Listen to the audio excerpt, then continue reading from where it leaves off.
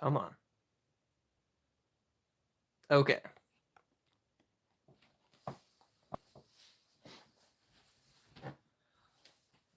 All right, we are facing the right direction this time. Am I in frame? Yeah, mostly. It's fine. What's up, everybody? Welcome. Glad you're here. Thanks for joining. We will do the disc giveaway in about 30 minutes at 7 p.m. But until then, we'll just kind of hang out, chat. And we've got Luke and Devin in the chat already. Clayton, what's up, dude? Welcome. Welcome. All right, let me see. Get myself adjusted here. So I was perfectly on time to start the stream. And then the reason that I got a new laptop for myself, I needed a new laptop, happened. I turned on my old laptop 3 hours ago, made sure it was running, got it ready to run the giveaway, like, what's it called? The wheel. And I had it all prepped. And then at 6:24, my old laptop crashed. So I was just troubleshooting it, trying to problem solve it. And by the time I noticed it was 6:30 already, I wasn't quite set up. So now we're rolling, now we're good. But that laptop is currently on the ground. It says you're 30% there and it's frozen again. So that's great. But thankfully, I'll be able to run it on my new laptop. I just won't be able to monitor chat while I do the giveaway. So that might be just a little bit annoying to kind of switch back and forth. Okay. We are mostly fine here. That should be good. All right, Clayton. Sorry to hear that you lost your tournament, man. That's a bummer. That's a bummer. Did you play well? I'm hoping that you did well, and it just happens that your team couldn't quite pull it off. I played a lot of soccer in high school, and we had a few tournaments that we won, and we had plenty that we lost, and kind of sucks. Kind of sucks. Giddy, welcome.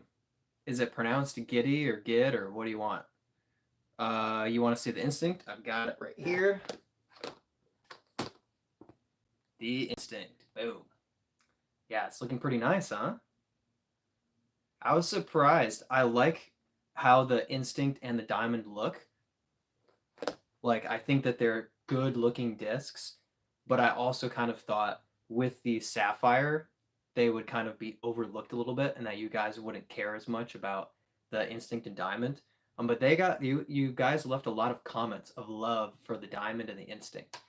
There were probably more for the sapphire, but not like 10 times more like I thought. The sapphire was going to be like the center of attention, the only disc noticed. But you guys like them all. So that's good. That means that I made some good disc choices. Giddy is good? Okay, we'll do Giddy. Yeah. What are the flight numbers of the diamond? See if it's on it. Yeah, that's convenient. 86 negative 31. 86 negative 31 for the flight numbers. That diamond, I mean, it's 157 grams, I think. Yeah, so lightweight, flippy disc. It doesn't take a whole lot. If you have decent form, if you have a power grip or a fan grip, and you can throw 200 feet, this diamond is going to start to drift a little bit right for you. And if you throw kind of hard, it's just going to turn over, maybe even a roller. So it's great for early game, like early amateur disc golfers. It's excellent for lower arm speeds and older people who are playing in like MA50, FA50. Like they love their diamonds. They're in love with them. I've found a diamond out in the on the course, and like I go on Facebook and the owner is like frantically being like, "Oh, I lost my lightweight diamond. It lies so far for me. I need that disc." I got it back to her. It's no problem. But it's kind of funny because sometimes they're just like in love with the diamond. It's a good disc for sure. The fit, yeah, sure. Thanks, Devin. Appreciate it. It's this is my like youth pastor shirt basically. It's a step up from t-shirt, but barely. So I can kind of like I can kind of pass as like wearing something clean and nice. But yeah, it's basically just a t-shirt. Nice and comfortable. Flight numbers. Oh, can I see the sapphire? Yes, yes, yes. Got the sapphire as well. Boom. That is just so pretty.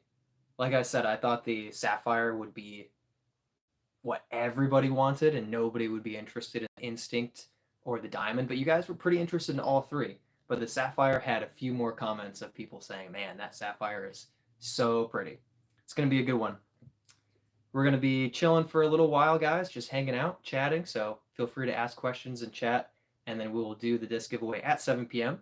So if you're here early, just stick around and hang out with us. And if you're here for the regular chat, we're not going 4 hours tonight. 3 hours. We're going for 3 hours.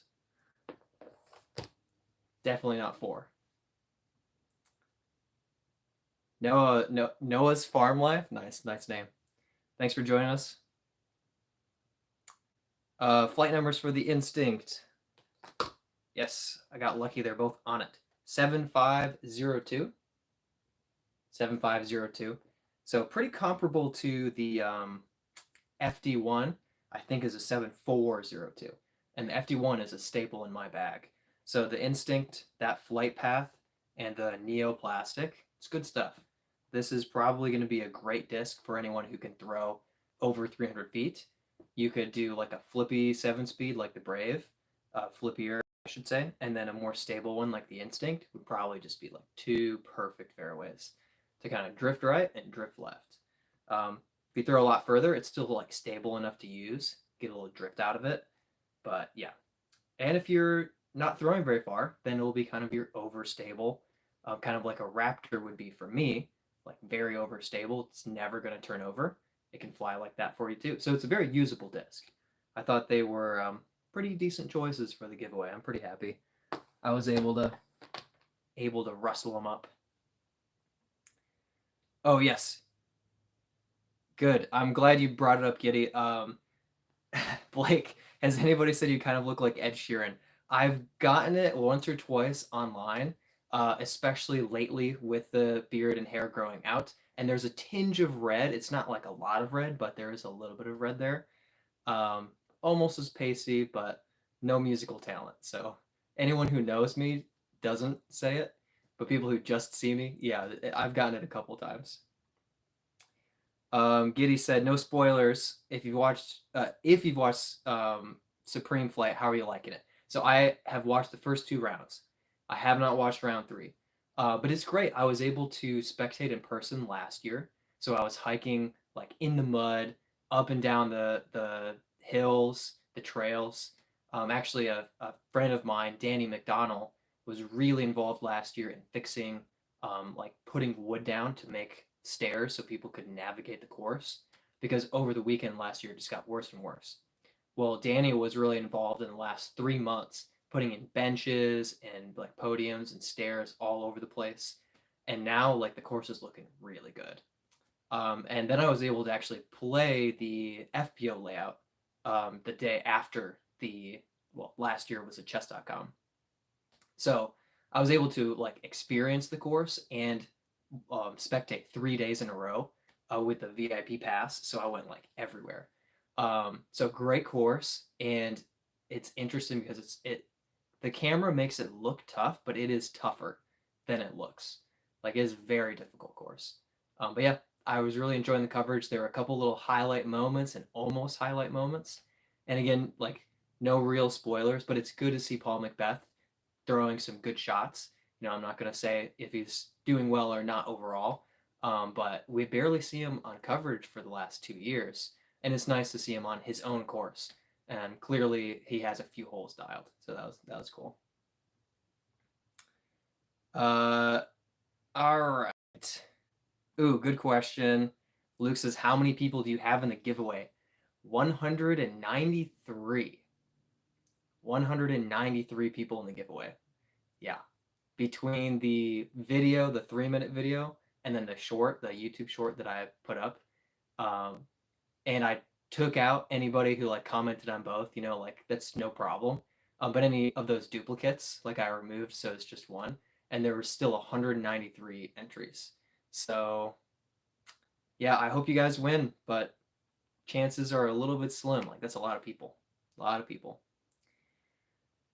Giddy says, I think the instinct is like an Athena. That sounds about right. Yeah, sounds about right. Greg says, that's a wall hanger. I'm guessing the sapphire. Dude, I mean, I will not be offended to find out if all four of the giveaway discs are thrown. But the sapphire, yeah, that's a shelf disc in my book.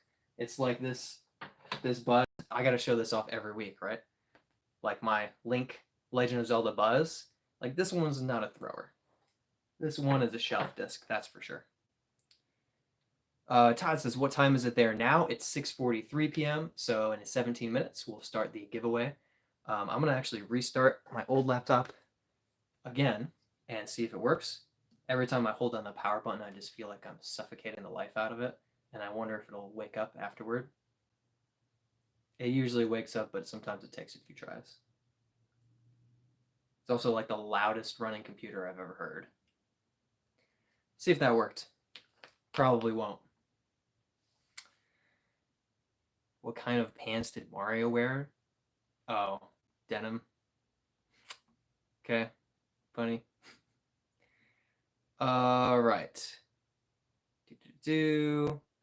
Yes, T-minus 20, T-minus 17, T-minus 17 minutes. Todd, I'll skip your final card comment just for preserving any sense of spoiler-free attempt. I've seen it, but I'm not gonna dive into that too much. Giddy, that's pretty sick. Never been to a Pro Tour event. Yeah, it is a cool experience. I bounced around, so I've spectated the Tour Series Championship in 2023, and I followed Calvin everywhere because I just love watching Calvin throw, and I had a blast just following him. And at the very end, I was able to follow the lead card kind of coming through as well. So that was just quite an experience. And there were only 3 cards out, so each of the 3 cards were followed by a huge crowd. When I was at the chess.com last year at the Olympus course, they had all of the pros there. It wasn't just 3 cards. So I went and followed Sullivan Tipton, and it was Sullivan Tipton, Chris Dickerson, I think. What's his name? He won last year. I can't remember his name. This is so embarrassing. I watched him live in person and just forgot about his name. Shoot, I can't place it. He like doesn't turn his head very much when he reaches back and throws, and he won last year. Todd, help me out. Who's that? He won a. I can't remember. Anyway, it was really really cool because it was like the 4 of them and me and one other person, like walking, and then that other guy left after hole 6. So I wasn't like chatting with them, but I was just like hanging around 4 professional players who were just going about their business, having their round, and I was just there with them. It was a really cool experience. And then you hop on lead card, and it's like 150 people like crowding the fairway. Like it's pretty fun. Todd says way better odds than the lottery by far, and let that butterfly fly. Clayton, I saw your birdie that almost hit the trees and lined you up for a great putt. Yes, that was a good birdie in my practice round. In my round, I pulled it like 2 feet right and hit that tree, kicked me left, and I had a terrible spot, took a double bogey. So unlike Todd's prediction, I did not win my tournament. So anybody banking on Todd to know who's going to win, he doesn't know what he's talking about. He said I was going to win my tournament. I didn't win. I had 2 double bogeys, and I was in like 5th or 6th place, something like that. It wasn't a great tournament for me. So Todd doesn't know anything, just so you guys know. TK says, how do you enter the giveaway? So we closed the giveaway at midnight last night. We'll be running the giveaway, but we will have more giveaways in the future. So if you're able to, I mean, obviously if you subscribe, that'll help for you seeing my videos and my posts. But when I hit 5,000 subscribers, I will be doing another giveaway. So that's probably going to be coming pretty soon. I'm over 4,800, so we're closing in. But for this giveaway, I wasn't able to add people at the last second, so I had to kind of cut off the entering the giveaway last night at midnight. And then this afternoon, I was able to, I typed out everyone's username and added 193 manually typed out usernames. And way too many of you have like numbers at the end of your names. I hate it. So it took me a while. To get that set up. So I had to cut that early, unfortunately, but I will have more giveaways. So don't go too far. Good question. Ellis, what's up? Ellis got to play this weekend. Guys, Ellis got to play this weekend. Finally. It's been like a month and a half of us knowing that he can't play and like 4 months of him not playing. It's about time. Birdie, the longest hole on the layout that you normally play with the trail. I mean, the trail is the disc for it. That's how it's done. Shot was a beauty. Can you play Armed and Dangerous by King Von? No, sorry. It was 286 feet, so I was happy with that for the noodle arm. Ellis, heck yeah. I mean, the trail is a nice disc for that. P31 says, if you had to bag a floater disc, what disc would it be? I'm bagging a mermaid for the water hazard since I'm not too accurate yet. Great question. So I do have a couple discs that float, but I don't bag them because they don't actually throw well. Notably, this sucker right here, this dragon is a floating disc. So it even says that it floats in water. So the dragon works for a shot like that. But for me, the dragon is so flippy, it's so terrible that it wouldn't make the bag. So what I do is I have like backup discs that I'm pretty confident in, that I know pretty well, so I can still throw with confidence. And then I'll just not risk something that I need in my bag for the rest of the round.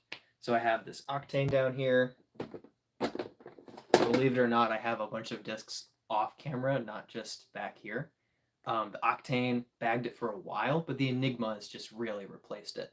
But I still know it pretty well, and it's reasonably consistent and accurate for me. So I feel comfortable throwing this over water because I know the disc. But also, if it does go in the water, it's not going to be the end of my round. I still have my bag like normal. So that's the way that I do it, because I don't like throwing stuff I don't trust. Actually, my first Sapphire, I chucked into the water because I didn't know it well enough. And I thought, I don't care about this disc. It's lightweight. It might float. Didn't float. But yeah, I like to pick a disc that I know pretty well. Good question. Yeah, Todd forgot about his prediction. Dude, better than last. Well, the good thing was for my tournament, it's part of a point series.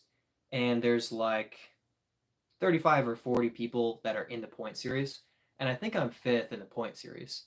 But I got there by playing most of the tournaments and taking like 3rd to 6th into like every tournament. I never won, but for anybody who missed 2 or 3 tournaments, I might just be outscoring them because I was just playing in all of them.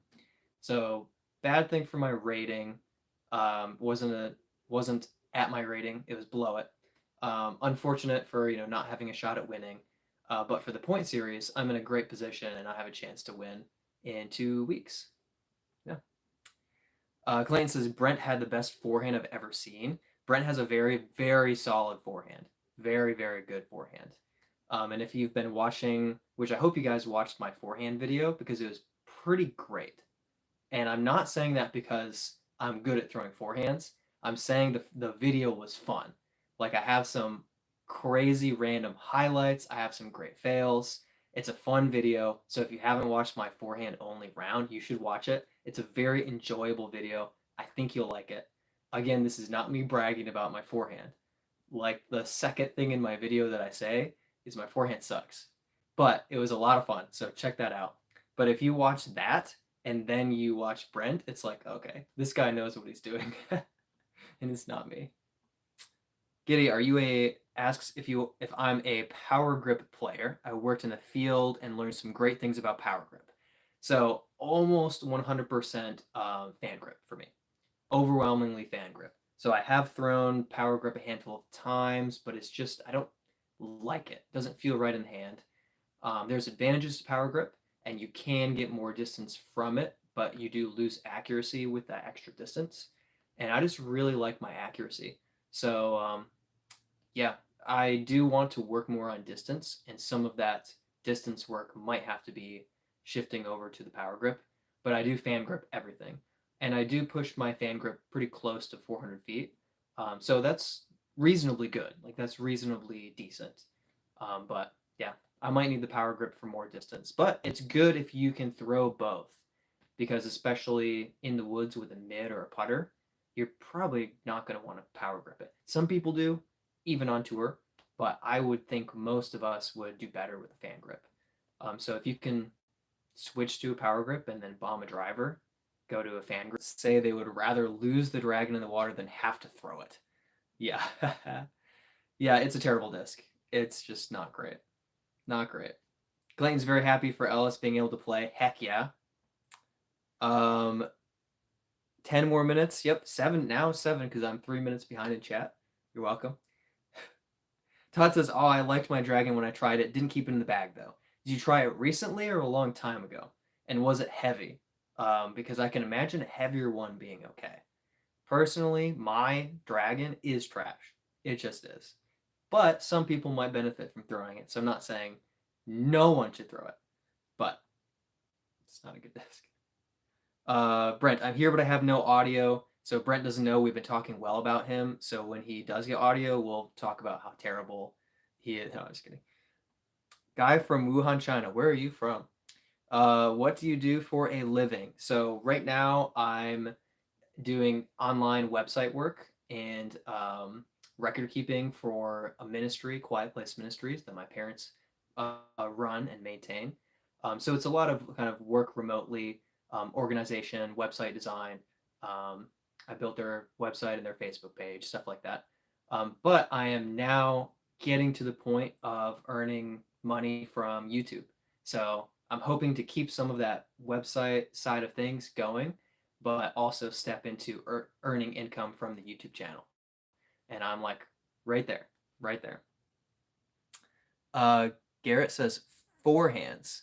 So I'm guessing you don't mean forehands, you mean sidearm for forehand, which is what we were talking about. Mine being terrible and Brent's being very good. Todd, long time ago, 160 gram, went 280 for me with a nice hyzer flip. Yeah, yeah. I can imagine if you threw it now, I would think you probably wouldn't like it as much. Maybe, I don't know, maybe you're consistent throughout the years. How long have you been playing, Todd? Have you been playing for a long time? Or was the dragon like early on and it worked for you, and now you throw like 100 feet further and it would be terrible? Curious. Clayton, Brent, I said you have the best forehand I've ever seen. Keep it up. He typed it so Brent can see it, and we can't just talk about it behind his back. No, good job, Clayton. That's really encouraging. It's nice. And Brent, I'll give it away. Brent won the tournament yesterday. He tied for the win, but it was a flex start, so ties hold. And it was nice. He played well. I did not play well, but Brent won, so I'm happy for him. I was on his card. I got to watch everything, the highs, the lows, the fails, but mostly the success. I think he went 8 down. 7 down, I think. 7 down. Todd, didn't know that you were a web developer, spent a couple years learning how to build web apps. Cool. Yeah, I'm definitely very weak on the coding side of things.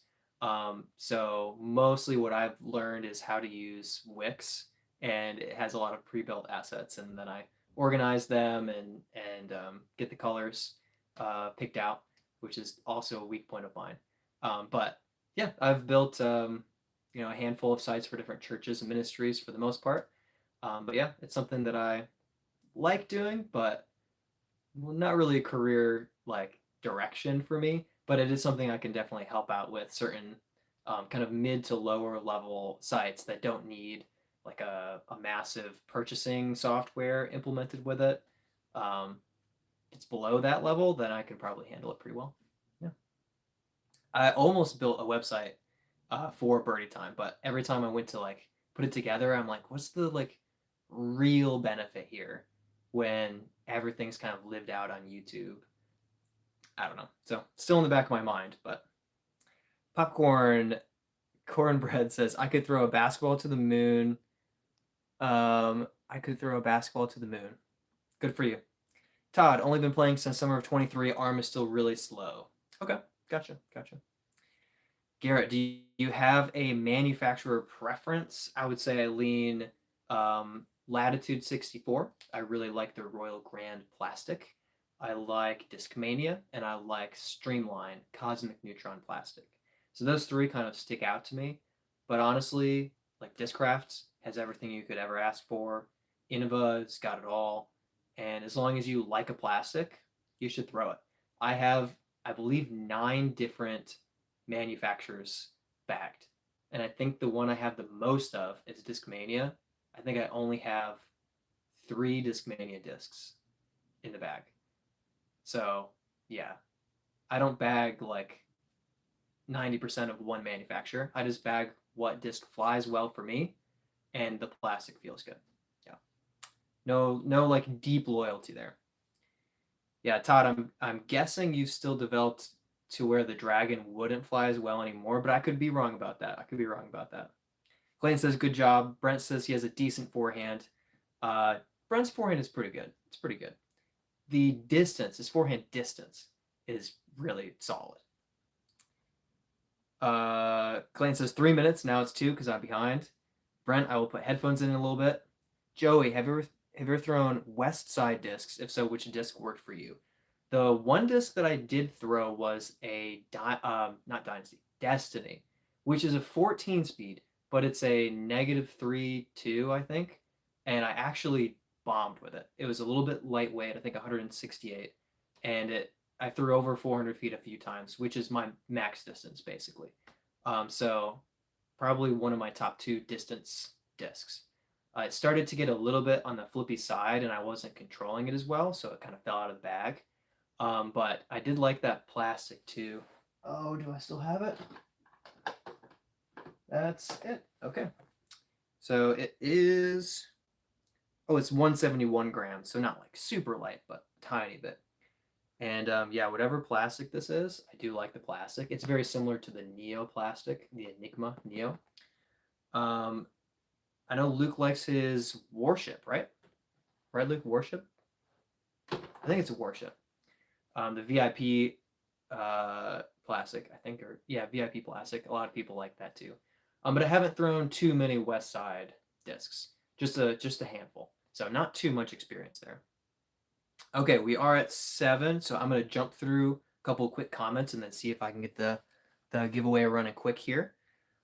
Oh, these are some deep and good questions. Holy cow. All right, Todd says, Christian question, what book of the Bible is your favorite, or which do you find yourself reading the most? Quick answer is the book of James. It's my favorite book of the Bible. It's only 5 chapters, and in high school I memorized it. Basically, my youth pastor challenged us to memorize it and said he would pay us if we did, so I did. And it's just a very like wise and applicable book. Proverbs is known as the wisdom literature of the Old Testament. James is kind of like the wisdom literature of the New Testament. Very, very practical. Just a lot of things about self-control and kindness and humility, watching what you say. It's a very challenging book, but very easy to understand. Dude just says, Prodigy for the win. Uptown says, hey bro, you inspired me to learn how to play. Heck yeah. Tomorrow is my 14th birthday. 14th birthday. If there's any way I can win a giveaway, let me know. If not, just a happy birthday. Uptown, happy birthday, dude. 14 is also my favorite number. So happy 14th. That's awesome. And I'm so glad that you're playing disc golf, dude. That's really, really, really cool. All right. Israel says, let's go. Have you ever thrown a judge? I used to throw the judge and putt with the warden. I don't throw the judge anymore in the bag, but I do putt with the warden. Great disc, both of them. Judge is good. When are the winners announced? I'm about to do the drawing live. Headphones in. What mid-range do you use? I use the Echo. I suggest the Soul Discraft because it's nice and flippy for lower arm speeds. And when you move up, medium flippy like this Echo is really good. Okay. Uptown, we closed entry last night so I get the list put together, but I will do more giveaways, so don't despair. And it's frozen again. All right, that's great. We're going to use this laptop. So I'm going to lose chat intermittently because I'm not going to be able to see it. But I'm going to run the giveaway starting with, what's his name? Tim. I forgot Tim's name.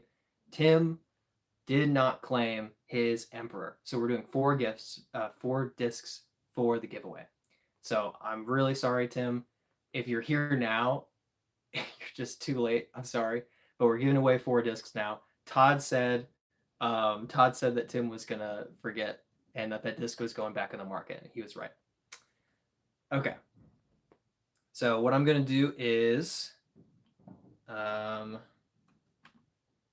okay. So I'm not gonna be able to see the chat or see what's displayed for you guys, but it should work out just fine. And then in between each disc, I'll check the chat to make sure that I didn't like mess anything up and nothing went wrong. So we're going to start with this Emperor. This is an Infinite Halo Star Emperor, and it is sweet. I mean, the die is awesome. If I could throw an Emperor, this would be in the bag. This is pretty overstable. So for a lot of us, maybe this is pretty like meat hook, beefy disc, and not really necessarily like the distance throw. But there's always a use case for stuff that's overstable. And when you know what a disc is going to do every single time, that makes it a good disc. So this is up, and I'm going to go ahead and quickly check. Okay, no problem so far. So what we've got here, let me get the brightness. So come on. All right. So we have 193 names in the giveaway. We have 4 discs, so you can kind of calculate your chances, about 2%. But that's better than the lottery. So I won't be able to scroll through everything, and it's going to be really tiny, but I've got everybody in here, alphabetical order. I already saw a Dugit. Only in the case. I saw Luke, who's a black band at the top. Okay. So this is Wheel of Names, which is a random generator here. So I have no influence over the winner. And the only thing that I will do to change the list is once somebody wins a disc, I will remove them from the pool so you can only win 1 disc. All right, guys, here we go. We are clicking to spin. And it is pretty tiny. It's a little hard to see. All right, and do we have a winner yet? Did it pick it? Oh, here we go.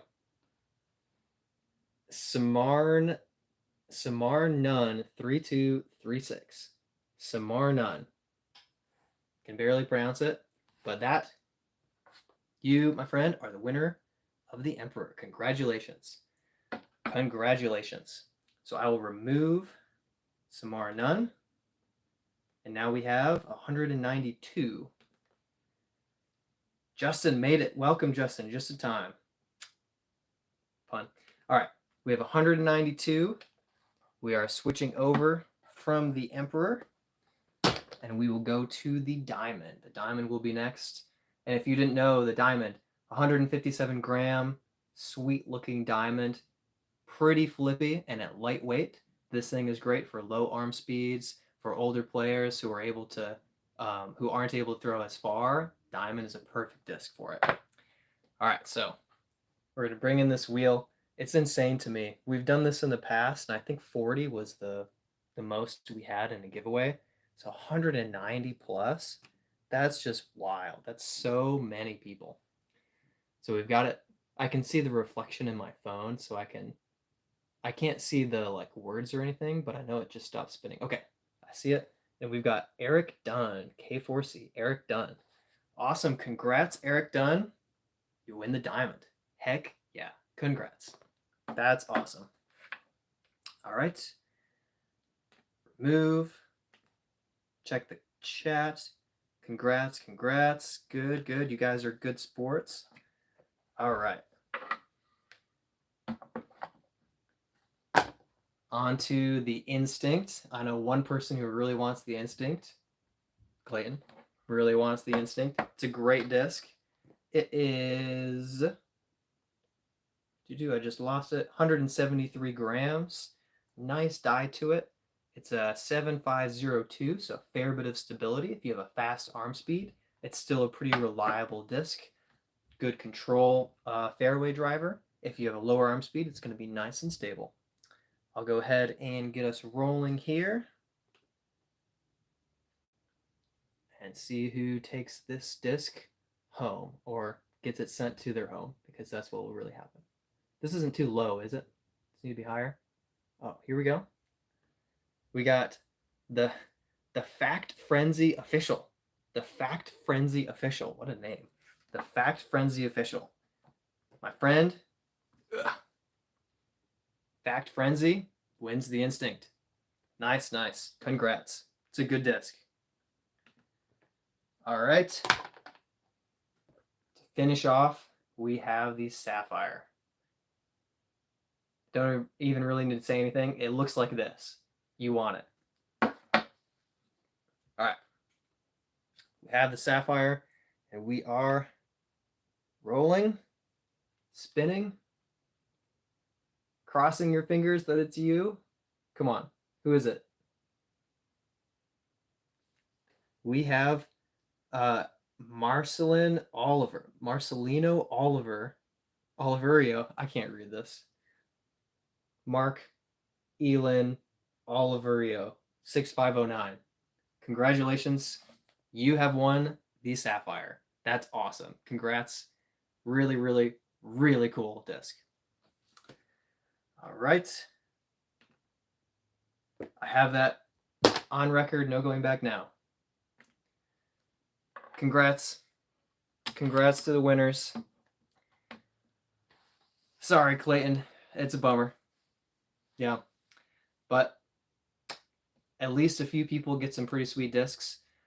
So what we will do with this is I will leave a comment on your comment. So if you want a disc and you're here in the chat, I will comment on your comment on one of the two videos that you got entered from, and I will ask you to reach out to me on Instagram or Facebook so that you can give me an address to send the disc to. And I'll be pretty careful. So if somebody reaches out to me on Instagram or Facebook, it happened the first giveaway and tries to claim that they're the winner, but they're really not, I'm not going to fall for it.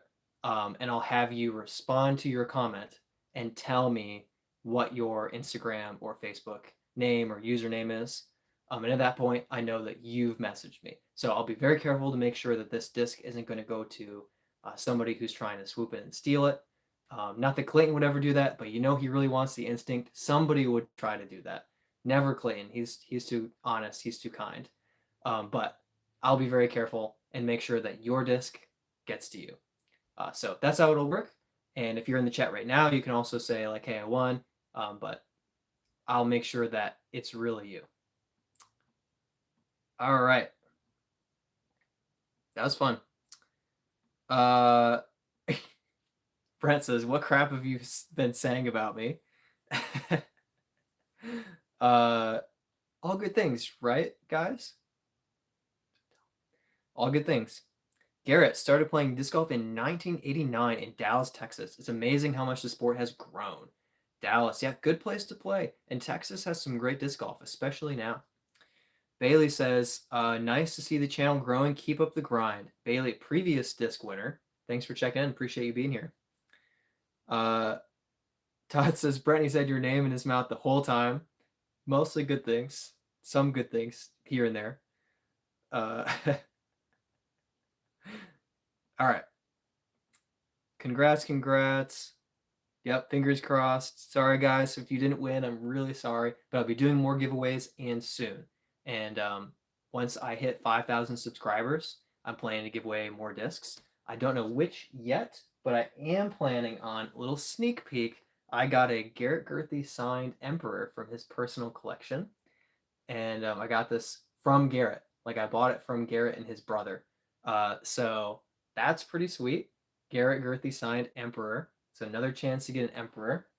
And I should be giving either this Saint Pro or this Shrike, ?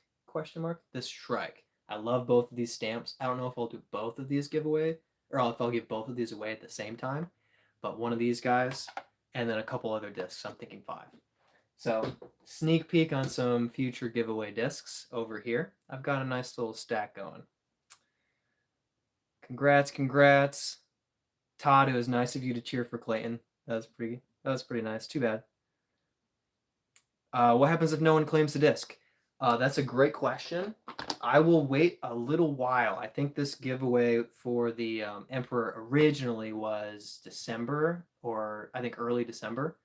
And it's been over 2 months. So I'll definitely give multiple chances for the winner to claim the disc. But if it's never claimed, then it will go back into the stack and we'll give it away like the Emperor. Because this was attempted to be given away once and completely unclaimed. So good question. I will do my best to make sure it gets to the person. But if I'm just never, ever contacted, then it goes back into the giveaway pool. Conrad, enjoy the discs. Thanks for joining for a minute. Yes, Clayton would never do that, of course. Clayton is a real one. Greg, great giveaway. Can't wait till the next one. Thank you for joining us. Next one will be fairly soon. Not as much time as it was from the last one. And I gave a sneak peek of a few good discs. Okay, so Brent says, in all caps, super chat, next tournament entry. So Brent paid for my next tournament that's coming up in a couple weeks. And he said instead of super chatting and letting YouTube take a cut, that he was just going to pay for my tournament entry. So that's Brent's super chat is super chat. And he says, only so I can beat you again anyway. Yeah, I have not been beating Brent lately. Yeah, not lately. It's not been going well. SZG, thanks for joining us, dude. Yo, lost track of time. Did the giveaway happen? Yes, just happened. And I'm sorry you didn't end up winning. Bummer. But the 4 discs were given away. So giveaway just finished, just wrapped up. But thanks for hopping in the chat. Appreciate you being here and hanging out.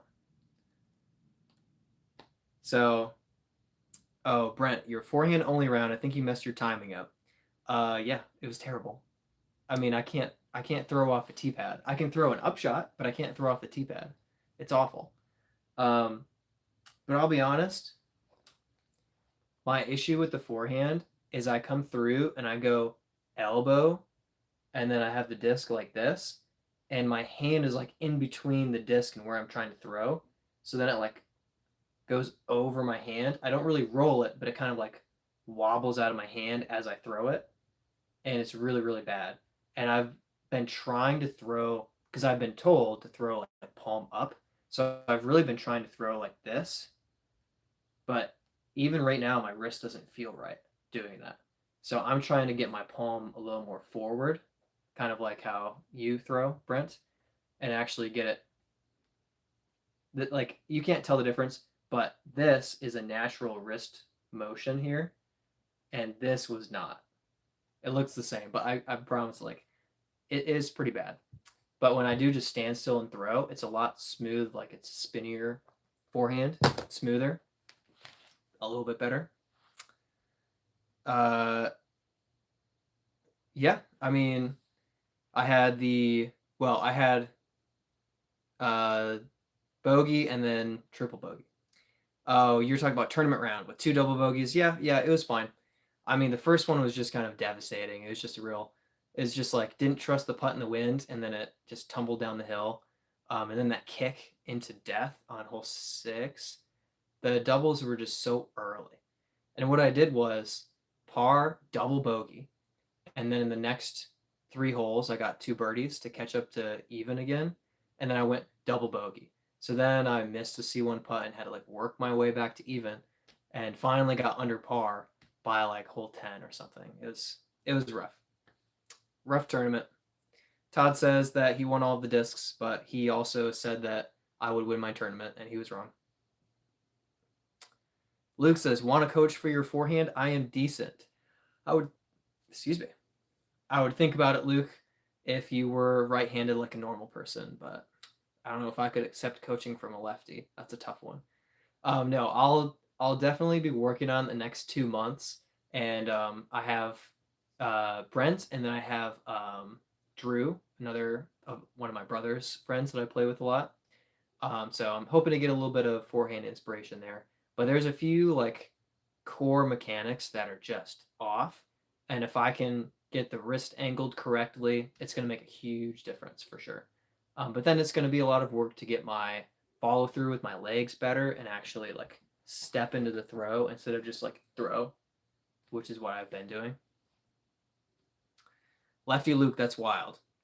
MX Spike Spiegel says, "What's your most expensive disc behind me?" Most expensive is here, and I didn't even buy this. I won this by hitting an ace and an ace throw off. This is a $100 Nate Sexton 2017 Glow Firebird. And some people will throw this disc because they just like the plastic and the flight so much. I think Nate Sexton has a couple of Firebirds in his bag that he's been throwing since 2015, 2016, 2017. And I think he sold one of his that he had been using for like $800. Like some people want this disc. Untouched, unthrown, it's a nice like 100, maybe $110 now. I don't know. But yeah, roughly about $100 for a disc. That's an expensive disc. And I got it for free. No complaints there. Very happy about that.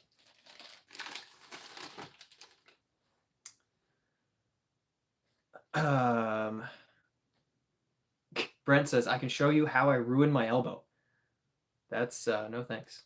No thanks. Lefty Luke, that's wild. Yep. Luke, I just took third at a tournament today, so even if I cheat, I still do well. He means cheating like lefty cheat, not cheating cheat. Brent says he will buy. He says, "Don't give away the Firebird." I will not give away the Firebird. The holy grail of disc golf, the Sexton Firebird. It's true. MX Spike has a 2019 Firebird Ace disc, still throwing. Yeah. It's a great disc. They knew what they were doing with the Firebirds. Brent will throw his money away for that. Yeah, for sure, dude. No problem, Mike. Or MX Spike. Yeah, thanks for asking. Good question. Dude, it's not throwing it away. It's a very good cause. Yeah. It's a good disc. Solid plastic, great disc. I mean, it's a good run. And yeah, it's interesting that depending on the year, they're worth more or less. And you can get a 2024 Firebird for like $35, and you just don't know. In 3 years, it might be worth 100, and it might be worth $30 or 20. It's just kind of hard to say, but a lot of them are pretty good discs. Yeah. Ooh, Brent lost your Firebird. MX Spike says, "Spike, you get my sub. You get a sub, my guy."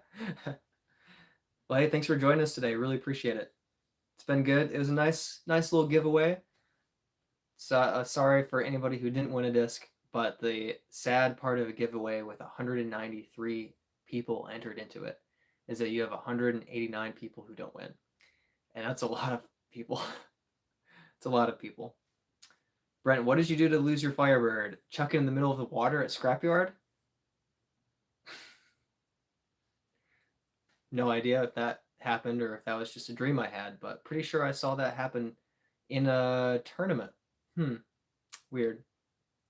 Yeah, 193 is pretty crazy. I mean, it took me like almost an hour to type everyone's name out, and then I like cross-checked and got them in alphabetical order, and I saw 193, and I was like, actually, I saw 198, and then I had to drop a couple of duplicates, and I was like, man, almost 200. That's wild.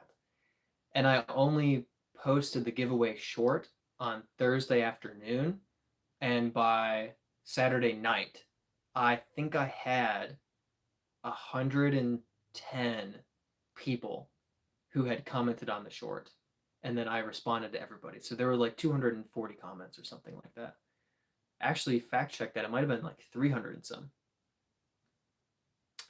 Oh, Brent lost the 2018 version, not like the 2016. I don't know enough about the years. All I know is the 2017. But I did watch a Firebird from Brent to go sailing off into the water, into the unknown, to never be seen again. And as much as I enjoyed watching it, I didn't really like watching it. Yeah. So, oh, Doc, you're late. Did you miss anything good? Yeah, you missed everything. We did run the giveaway. Actually, I didn't see you entering the giveaway. I'm pretty sure you didn't enter the giveaway, did you? Maybe you did. But yeah, we had the giveaway, and you didn't win anything. Sorry, but we gave away the 4 discs. Tim did not come back and claim his Emperor, so we gave away 4 discs. But the next giveaway coming up is going to be when I hit 5,000 subscribers, and I am well on the way. I think I'm at 4,835 today. Actually, the giveaway videos got a lot of subscribers, like 50 plus total between the two of them. But soon I'll be giving away at least this Garrett Girthy signed Emperor, and probably one of these 2 discs here, the St. Pro, and we've got a Shrike as well, some pretty sick stamps. So coming out soon will be some giveaways. Will be some giveaways. Ooh, that one's a good one. That one's a good one. Yeah, I've got a stack to give away. Luke says everything. Yes, Brent on the next hole after losing a disc hits the cage from like 290 feet and hits the cage and drops straight down. And that's a water carry that's further than the hole before. And if you don't hit the cage, you go 90 feet down the hill and have absolutely no chance of putting it back up the hill at the water, at the OB, and making it for birdie. So he slams in the cage and drops straight down for a tap in too. Almost aced it. It was wild. Doc, sorry I'm on a 223. 223. What am I missing? What's a 223? Ed Sheeran, that's the second time tonight. I have the appearance of Ed Sheeran with better looks and none of the vocal talent. Does anybody agree with that, or is that off base?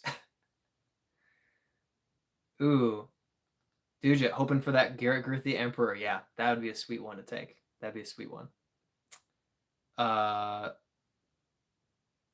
anyone else in chat do Ledgestone mystery box? Oh, 2 days on, 2 days off, 3 days on, and then reverse the next week. Okay. I got you. Work schedule. Yeah, that makes complete sense. Yeah, no worries, dude. You're here. We got a lot of time. We're gonna hang out for at least the 3 hours. I'm not doing 4 again. But we can get the 3 hours in hanging out, having a good time. Yep. Good luck, Dujet. You swapped vocal talent for disc golf talent. Yes, but I didn't get 100% on that trade ratio. I got like a 50%. Okay, Doc. So Doc did the Ledgestone mystery box, which comes with a grand prize. Got the shoes. Bummed not the cart, but the shoes are pretty good. So the Ledgestone mystery box comes with a grand prize, and it's like a 1 in 20 is shoes, like 2 in 15 is a signed disc or something like that, and then it's like 1 in 25 is a cart, 1 in 25 is a bag. So you have like whatever odds of getting this or that grand prize, but you get a grand prize. So it's kind of cool because you're guaranteed something decent, and then a decent chance of something really good. So the shoes are pretty good. Nice pull. Dude, it might get a 2024 Gyropalooza. A little late, but is it worth it? I mean, if you love MVP, then for you, it might be worth it. I got a couple of good discs in mine. I bagged the Eclipse Pixel that I got in my gyro box, and I got a nice Proton Prism Envy. Great discs. And then I think I gave away one of the discs, not on the channel, but at a Gainesville event. And then I just have kind of my others sitting around. I mean, they're good discs, but I have so many. I just need to start bagging, the mystery discs that I opened up. But it just kind of depends. If you're looking for the golden ticket, though, that's done. They've basically found all of the golden tickets. So that one is kind of out. For something like the Ledgestone, you do still have that grand prize aspect of it. So Mystery boxes are pretty fun. They're pretty fun. But if you're looking to find more discs to get in the bag, it's not the way to do it. You should just buy 3 discs that you want to put in your bag instead of 8 or 11 discs that, who knows, may or may not make the bag. But that's just my opinion. They're fun to open. I mean, I've opened 2, and they were both given to me, so I didn't have to spend the money for them. So at that point, it's just great. Brent, yep. So Brent has a Ledgestone box coming in, and Brent and I are gonna open it. So we're gonna open that on the channel. He's keeping all the discs because he's so selfish and he like paid for it and everything. But we're gonna have that opening. Hopefully we can film that next week and get it out the day after we film it. Hopefully I can get it out the day after we film it, I should say. But that'll be fun. We just see what Brent gets and see what his grand prize is. I don't know if we can keep that a secret. Tristan, can't hear you because I'm out for dinner. Hope you had a great Sunday, and leaving a comment and a like for the algorithm. Thank you, Tristan. Really appreciate it. I'm going to type out thanks, Tristan. That way he feels really special because he can't hear anything. I didn't do that for Brent when Brent couldn't hear anything, but that's okay. Tristan designed, it's off camera, he designed the I am stamp. So my I am zone, the yellow zone that I have, that stamp is Tristan. He made that. So that's really cool. He's able to drop in. Brent says, wow. I mean, Brent, you should be used to it. I mean, come on. Come on. Let's see. What did I miss? When is merch? Are you saying March? Because that's this month. If you're saying merch, like merchandise, like bhirdietime merch, it's not. I don't have any. I don't have any ready. I'm guessing that's what you mean. I don't have bhirdietime merch. I don't have any real news about bhirdietime merch yet, but I'm working on it. Working on it. Favoritism. Wow. Brent, I would never favorite someone more than you, except maybe I would. Maybe I would. Brent says, we need merch. Dude, we definitely get a hat whenever it does come out. Hat. Okay, so what merch would you guys want? I guess shirt, hat. Stamped discs would be like a later down the line. Like that would take me a little bit longer to put something together. Chain reactions merch is what we need. That's true. I could get some chain reaction stuff. That's true. Average Green Day band member. I'll take that. I'll take that. Looks or talent? Because either is fine, but I would like the looks. Merch would be awesome. Hoodies. Okay. Hoodies. Justin and Devin want some merch. Yeah. Yeah. We'll see. We'll see. We'll get something eventually. In progress. It's a little process. I've got to get a logo. Brent says hat hate. He's accidentally censoring himself. I don't know. He wants a hat, I guess. So yeah, Brent says he's a clown. I mean, come on, tell us something that we don't know. Poor Brent. So I was looking through. I mean, I got a crazy amount of comments on the channel this week, like 30 times more than normal, I would say. Just insane because it was the giveaway. So everyone was commenting for the giveaway, and I appreciate everybody who left a comment. And some people were just like, "Yeah, congrats," or like, I hope I win, stuff like that. All good. And a lot of people were like, took the opportunity to say something really, really nice. So thank you if you left a comment on the giveaway videos, especially if you said something really encouraging and nice. I really appreciated reading through all those comments. Although I spent like 2 hours responding to comments in the last 2 days. Just was crazy.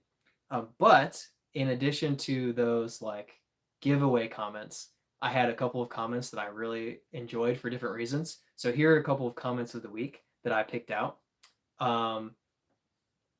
Grizzbro said under a giveaway video, if I will lose it in a pond, give it to someone else. So I thought that was pretty funny. He just opting out of throwing a disc into a pond from the giveaway preemptively. So he got his wish. The disc went to someone else. But this was one that I got that I thought was pretty great. So somebody commented, I don't remember how he phrased it, but he basically said, whenever I'm fishing, you guys are always throwing discs at me. I hate it. Go play a real sport. So, of course, I said, if people are throwing discs at you, and it's not at a disc golf course, I'm sorry. But why are you fishing at a disc golf course? It's like going to a Taylor Swift concert and trying to read in private. Like, you don't have to like the music, but don't complain about it. So I was just like, what? I don't know what that guy was thinking. Like, he's thinking that he's fishing at a disc golf course and people shouldn't play disc golf there. I don't know. I thought that was pretty funny. He just really was like, I'm trying to fish here and y'all are throwing discs. I'm like, there's a basket nearby. Don't fish there. Yeah, dude, he's honest. He's very honest. All right, Todd, quick question. For the longtime players, purely speaking of skills, not just number of wins. This is a great question. Is 2015 Macbeth a better disc golfer than 2024 Gannon? Obviously, he says, obviously Ricky is better than both. Dugit says, I lean 2015 Macbeth personally, just incredibly dominant. Luke, I'm in favor of Gannon Burr. So this is a good question, and I think the issue comes down to, is the field significantly better than it was in 2015? Because we can probably conclusively say it's at least a little bit better, but is it significantly better? And if Macbeth took all of his shots and success and level of play from 2015 and plopped it into 2024, would he win one less tournament? 6 fewer tournaments? Would he win at all? I think he would win. Would he win Worlds against Isaac?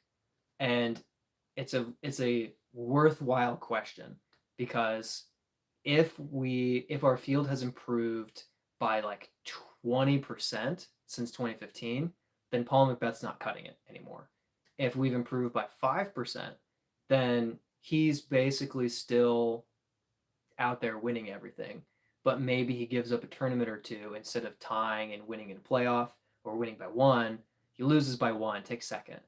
Still, would be incredibly dominant, but there could be a couple tournament flips at that point. So that's kind of the question: is how much better is the field? I lean a little bit toward recognizing Paul Macbeth's dominance was top tier, but that his skill level is just below that top tier, and Gannon is that top tier right now.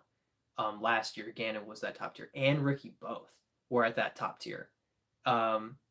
So I think 2015 Macbeth would be still top 3 last year, but I don't think that he has the same level of dominance. I think he takes a bunch of tournaments from Gannon, but I think Gannon keeps a few tournaments, and I think Ricky still takes a win, and they're like fighting it out together at the top. But yeah, it's a tough question. I think Gannon ends up on top because he can just throw a little bit further. He can putt a little bit more consistently from further. Macbeth will have rounds where he'll hit everything within 70, and then he'll have rounds where he chains out. And Gannon hits the pole on every single putt.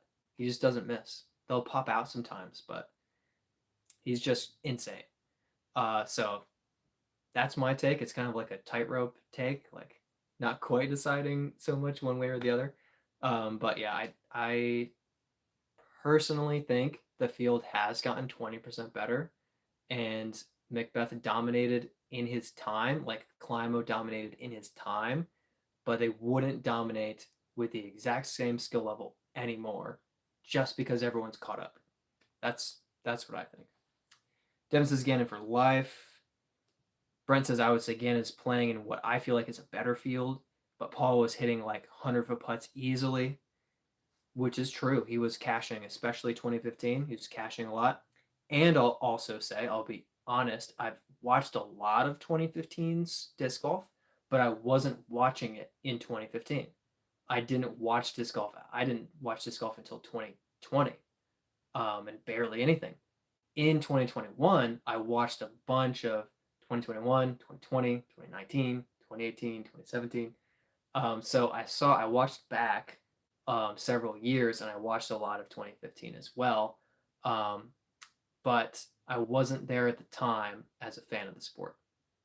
So, caveat, I had a little bit less of that experience at the time.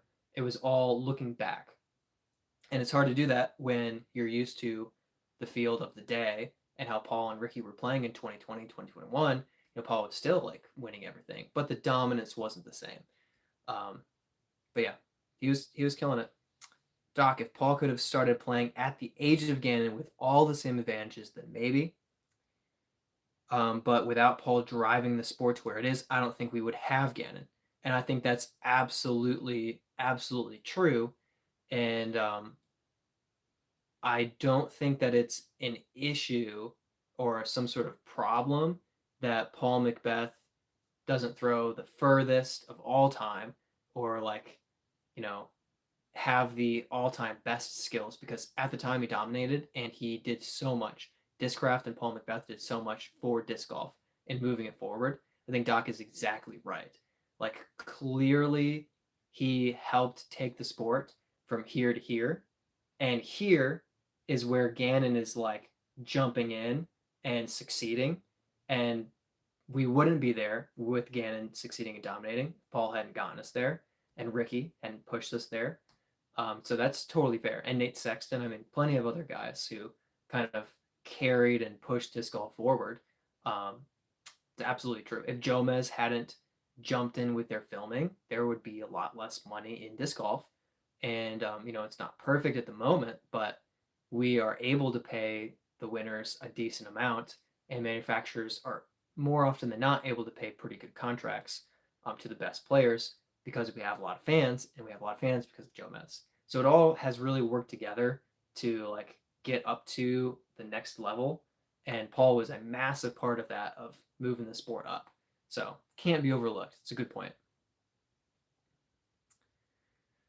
Birdie time. Doc says, Birdie time, you got to watch a disc golf tournament from the early 90s, maybe 80s, and outfits. The outfits, the hair. I did about 4 holes yesterday. And yes, the short shorts, baggy short shorts, the mullets, the full. And I was in Florida for 3 years. Like, I'm talking mullets, man. The massive mustaches. It was pretty great. One guy was playing with a fanny pack on the back. So he had like the strap, and then his fanny pack was behind him, and he's just throwing off the teeing area, I should say. Yeah, they weren't very good at putting. I'll say that they could throw pretty far, like 3 to 4 50-foot holes. They were getting up close to the circle, but they weren't cashing putts. The level that Ezra Robinson, Anthony Barella, Paul Macbeth, Gannon Burr, Isaac Robinson, Simon, like these guys making putts, they make us, uh, they give us this impression that disc golfers just putt like this, but that's a development since the 2000s, 90s, 80s. Like they weren't that great at putting. At least what I was watching, not that level, not that level. Brent, have you played Wing It before? Yes, I have played Wing It several times. I've had a couple of good rounds, not that many. Wing It is a good course, and I do like it. Definitely, definitely a bit of a challenge if there's a little wind. But yeah, Jake and I qualified for U.S. amateur doubles by taking third at Wing It for our doubles, and I think we went 15 down. Yeah. Yep. Oh, I just got this. I just saw this comment. I just got this for the first time. Um, somebody says, this is a songwriter, a rapper who calls himself Little Dicky, but I think his name is David Andrew. But his facial features and beard look very similar to mine, and I can't remember who commented that just the other day on one of the giveaways, I think. But yeah, I guess I mean I looked at this guy's picture and I do look kind of similar to him. Like the nose and the facial hair is quite similar. But he's a little more pale and he's got more like darker, kind of blacker hair. Todd, LOL, just watched a clip from the early 90s. Dude was rocking neon short shorts and a giant mullet. Doc says, yes, grew up in that era. Those were my people, but sadly didn't start playing disc golf till the 2000s. Gotta remember, Gannon and AB are their full-time athletes, and these guys were more of a hobby sport. Uh, so yeah, they've definitely gotten, since the sport is at this level, they're able to commit their life to it. And some of these guys were, I mean, Paul Ulibarri was, and I guess it's a little bit later, it is 2000s, but like he committed his life to disc golf, but it was travel for a C tier. It was like travel 100 miles, play a C tier, travel 80 miles, play a C tier, and like just do all across the United States until you're making enough from this tournament and that tournament and that tournament, and then you play a couple majors, and um, he made it work. And then as things started to grow more, and he got more into ingrained in the sport, of course, Discraft team captain Joe Mez, like power DGA, like he's just a staple. But yeah, some of those guys, yeah, they played it as a hobby, um, and that's kind of like that's I think part of the conversation with Climo is there were some really good players with Climo, and Climo dominated them, but you had a lot of guys who weren't full-time disc golfers who were in the field with Climo when he was dominating everyone. And now those guys can't get on the tour anymore. And the guys that do get on the tour are Kevin Kiefer, who's really good and just not top five good, but he's like crazy. He's insane. And people like that have replaced the hobby disc golfers. So, especially last year, everybody on tour was basically full time on tour. Like it was their life choices, their career choice. And yeah, you've got that level of competition that's incredibly high, and it's only going to slowly get higher with more Gannons, more ABs stepping in, and yeah, Ezra's going to get his win soon. Obviously, I don't know anything that happened today, but I'm expecting Ezra Robinson to win this year. So Lil Dicky and Ed Sheeran's Love Child, I can see that being a comparison, a blend. Matthew Kent, when you were in Florida, which course did you like better, Jonesville or Northside? Excellent question. I leaned Jonesville. I like Northside quite a bit, but Jonesville was my home course. It was a little closer, and I just like how shorts trained you to be accurate with putters and mids, a couple of drives, and it made me better at scrambling.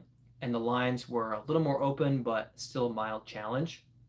And then stepping back to longs, there were a lot of difficult shot shapes that I had to really try out and level up my shot shaping game.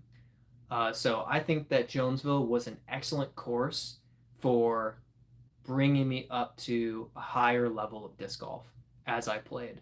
And even when I was winning MA1 and kind of stepping toward MPO, I still found value in playing the short pads and trying to go like 12, 13, 14 down, because I felt like it was still helping me with that scramble mentality, with that I need to par from here mentality. So really fun course. I love it. Let's see. Favorite hole at Jonesville is probably not 5 and not 15. I like 17. I get 17 a lot. I just kind of hyzer it around the right side, um, and throw driver when it's in the long spot and echo when it's in the short spot and just kind of hit the hillside. But yeah, Jonesville, it's my course. It's my course. I love Jonesville. Um, yeah, Dujit can see the Ed Sheeran, Lil Dicky. Doc says make it work. Part-time jobs, all off-season clinics, etc. Couldn't just live off the tournaments. Yeah, yeah. There was a lot of effort involved, and I mean, still, if you're not top 10, there's still a lot of effort from a lot of touring players, but it's different. It's definitely easier to make it on tour. It's easier to do it, but you have to be better to do it. Brent, I remember when Jomez came to the 21 hole salute in Charlotte in like 2016. Philo hit the ace. That was on SC top 10. Yeah, Sports Center top 10. That's awesome. That's awesome. Philo creating highlights wherever he goes because he's just a maniac. Yeah, that's really cool. That's really cool. Am I unplugged here? Huh, my power strip was off. Great. That's I should have known that. Uh Brent's trying to give spoilers. We're not giving spoilers about Supreme Flight. Whether or not it's true, it's probably not. Brent's a sneaky guy. He's probably trying to lie to us. Need a roundtable old school versus new school on touring, being a pro, etc. That would be really cool. I like that. That'd be a very interesting conversation. Yeah, because I'm wondering the impact of stuff like inflation as well. Because maybe in the '90s, when you won, $50 on Saturday, how far does that get you through your week? Because today, like $50 on Saturday doesn't get you to your next tournament physically, but maybe it got you, 3 days of food and travel, and you were able to get another 50 from you know side gig or whatever. I don't know. Just curious about that. But yeah, yeah, that would be very cool to see. That'd be very awesome. Brent says, get caught up on today's events. I'm intentionally waiting to watch the Supreme Flight tomorrow when Jomas comes out with it. So I will be caught up on events tomorrow. I have watched round two. So I'm at that status right now, but I don't know the winner. Dude, picked up disc golf a few years ago just because it was very casual. Left ball golf in favor of disc golf. I think there's something more involved in the flight of the disc with disc golf. I think it kind of pulls you into that really enjoying the feeling of throwing a good shot. I haven't played enough golf to compare it myself personally, but when I've watched golf, especially covered on TV, I understood it, but I didn't really like, when the camera zooms in on the ball and the ball is just going through the air and then it appears on the ground. It's hard for me to be interested in that flight. But when a disc turns and then you see it start to come out of it or like kick off a little branch, like, man, that's just so much fun to anticipate where that disc is going to go. And the more you know, the more you're able to predict with the commentators whether you think that's a really good shot or not. And depending on how the camera angle is, like, you can really kind of know enough to know if that shot was really good, or terrible, or sometimes if it just is a surprise and it works out fantastic. So there's something with that. And when you're throwing the disc yourself and it's a successful shot shape, man, that's quite a feeling. I didn't have very many successful golf hits. I didn't play for a long time. Vasilis has, hello English, how are you? This haircut is real. Yes, this is really my hair. Actually, I was going to get a haircut on Friday, and I was going to do sports clips, so I go to like check in. It says a 65-minute wait, and I said it's going to be a 3-day wait. I'll go on Monday.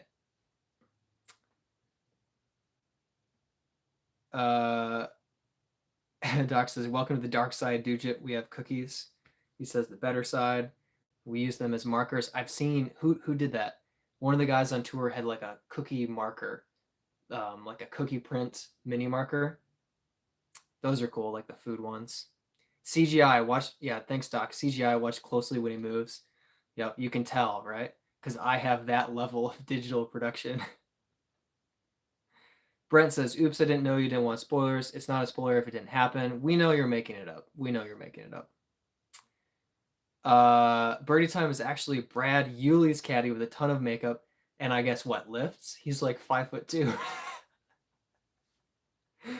But both named Brad. Yeah. I did listen to the like lengthy Tour Life podcast interview where Brad came on, and it was pretty entertaining. He's a wonky guy, and he goes off on his stories. He's fun. He's fun. I haven't watched him throw a whole lot, but I do know he like turns away from the basket and then like putts it. It's so weird. But he also like competed with Climo a few times and played well. So the dude's fun. Golf is okay. So Todd says golf is awesome to play too. Putting a hook or fade on the ball by adjusting your club face and swinging plane, or putting so much backspin on the ball that it goes backwards when it lands. Yeah, I can imagine that successfully executing is enjoyable in almost anything that you do. I mean, um, archery, uh, when I had a bullseye when I took my first deer, like that was really exciting to accurately, hit vitals and get a trophy. Soccer, getting a good shot curving around the goalie. Um, Also, same concept as golf, kicking and putting some backspin on it so it comes back, or going right or going left. I can understand it definitely and grasp it. Uh, it's still, I think maybe it's a personal thing, but watching a disc flight, I do think is just next level. As far as it's involving you the whole time. But I don't know. Just me. Just me. Todd loves his golf. My buddy Sam loves golf too. He loves both. Dude, they're both good at disc is involved and addicting. Doc, Todd threw a disc so badly once it went backwards. Todd says that's a useful shot. If you can get a disc to go backwards, you can play catch with yourself. That's good, man. That's good. Oh, Quicksilver, welcome, dude. Welcome. Quicksilver, also another Charlotte guy out there filming all the time, taking his dog out to the course, hitting great long putts. Quicksilver, totally agree about watching ball golf on TV. Flight of the disc is more appealing. I think so. Quick also says, how do you film your content? Cameraman and gear. So my content film is a $20 tripod, and actually I think it might be $25 dollars. But I had like a $15 tripod, and the base of the tripod was, how do I describe it? The legs were not far from the base. So in other words, you couldn't adjust the feet. So if it tilts a little bit, it might fall over. I got one where all four legs have separate height adjustments. So I can adjust one to be longer for a hillside and keep it flat. So I have, it's only like 25, maybe $30, and I'm raising the price, but it was pretty cheap for a tripod. And I just use my phone. I do have a pretty good phone at this, it's not new anymore, but the Samsung Galaxy 23 Ultra, S23 Ultra. So pretty good video content, camera quality, for sure. But yeah, I use my phone and I use my tripod, and I very rarely have someone filming me. When I was in Florida, Devin would do some filming for me. But now it's me out on the course by myself, or maybe I hand my brother the phone for Scrapyard Hole 8 or Bradford Hole 16. But yeah, for the most part, put the tripod down, point it in the right direction. If it's over 350, I'll usually zoom in a little bit, and then I use CapCut to edit. So I'll use keyframes to wait till I throw and then zoom in with the disc a little bit so you can see it a little more clearly. But yeah, that's how I do it. Yep, Dujet says Quick gets it. Yep. Doc. Yep, Todd is justifying it. Luke says I was the cameraman but got fired. Luke was the cameraman for a day. It was a fun day. Doc, really bad grip lock. Devin, I was cameraman too. Yep, got Devin's shout out. Devin was cameraman quite a bit. Usually I still had the tripod, but I would have Devin make sure that it could follow the shot and maybe zoom in for it a little bit. Hit Devin with a couple of discs, but not very fast. You're welcome. Brent says, Luke, I'm sorry he moved away from you. Wrong order of events. Luke left Florida to go back home or something to Michigan. I don't know. Some excuse. And then he booked it out of there, left me, and then I moved a year later. So it's Luke left me first. Poor Luke. Quick says, my dog loves disc golf more than I do. Yeah, that's great. Yeah, Brent and I were out with one of his dogs, and Finnegan was having a blast out there, going crazy, following most of the throws, just running around. Got to get that one Latitude 64 dog disc. Yeah, that'd be great. It's a good stamp. Oh, the Coop, are you the older or younger brother? So my brother, who is also in Charlotte, is older than me, 6 years older. And so we also have a sister. She's 4 years older than me. So the three of us, my brother, sister, and me. But then my brother-in-law, Devin, brother-in-law in Florida. So I have a couple of brother-in-laws. Devin's younger, way younger, super, like 17 or something. But yeah, my brother is older than me, who's in Charlotte with me now. Quick says, that's cool. Your content is great. Disc golf is tough to film. Yeah, it is. I started putting the phone on my bag for a while, and it was good for a couple of my own personal form review shots, and you could see the throw. But I never regretted getting the tripod, and it's hard to put money into disc golf when I'm not getting money out of it yet. But at the same time, first week getting super chat donations, so it's starting to pay off. If we can, get to the 4,000 watch hours, then I'll have paid for my tripod. 3 years later, I guess 2 years later. But yeah, disc golf is tough to film. It's definitely not the easiest, for sure. Takes a little effort. Yep. Brent says, oof. Mr. Lizard Person.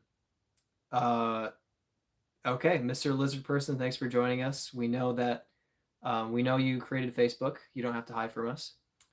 It says, help me settle a debate. Do you like salt and vinegar chips? Anything wrong?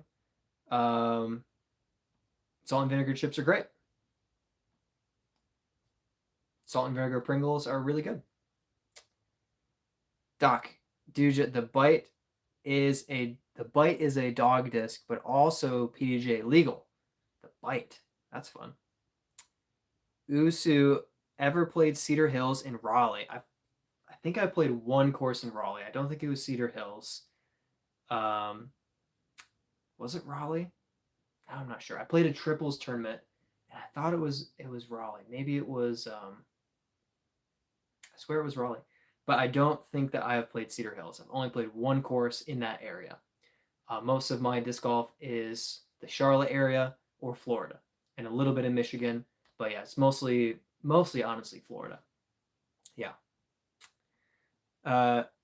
Jepper says, how you doing? Ed Sheeran wants his hair back. Third time tonight. I got the Ed Sheeran comment. Who thinks I'm going to get it 2 more times? 5? Over under 5 times I get Ed Sheeran tonight. I'm thinking 4 times total. I think it's going to run out, but we'll see. We'll see. Over or under 5. Yep. So Todd agrees. Salt and vinegar chips are pretty good. Yep. I do have a little bit of red. It's not nearly the red that Ed Sheeran has, and I also don't have the baby face that Ed Sheeran has, and I don't have the vocal talent that Ed Sheeran has. So I basically don't have anything but a little bit of red and a little pale.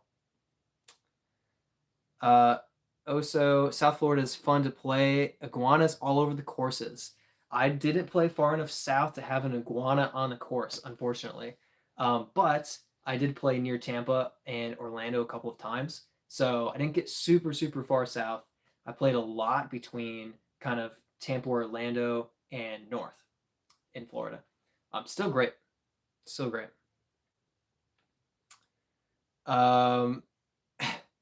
Jepper says, you have the voice of an angel. Thank you. I don't sing like it. Quick, did you move to Charlotte area for disc golf?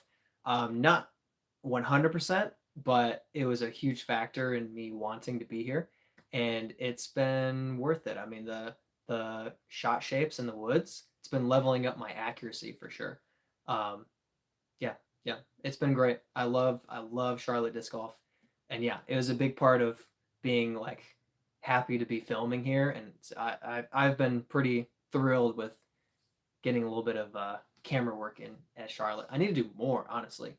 I don't have enough courses on film yet in Charlotte. I haven't filmed. Well, I guess I have some older stuff, but I've barely filmed at Renaissance. I don't have anything from Renski. I don't have anything from Reedy. I don't have anything from Dry Creek. I have a decent amount from Scrapyard, but not the front 7. Only after 8. I get the camera out at 8, and then I sometimes get set up and film the rest of it, but I'm not been filming the first few holes yet. And then I just finally got some at Eastway. But yeah, lots more that I need to film in Charlotte, that's for sure. KWB, when your arms don't work like they used to before, you got to throw the disc with your feet. Ed Birdietime Sheeran. Nice. Do we count that as number 4, or is that part of the third one from Jepper joining as well? So I think that's the same. That's the same Ed Sheeran reference. They're connected to each other. Nick, forget about that. Give me your skincare routine because yours looks fabulous. Thank you. I don't have. I just take showers. Yeah, just take showers. Use shampoo. Yep. I don't play stoned. Play clean, healthy. Like no drinking, no marijuana. Just get some water, get some granola bars, get down the course, do my best. KWB says number 4. We'll see. 3 or 4. We'll see. I'll count it as 4 for now, but if we get a couple more references, I'm gonna drop it back down to 3.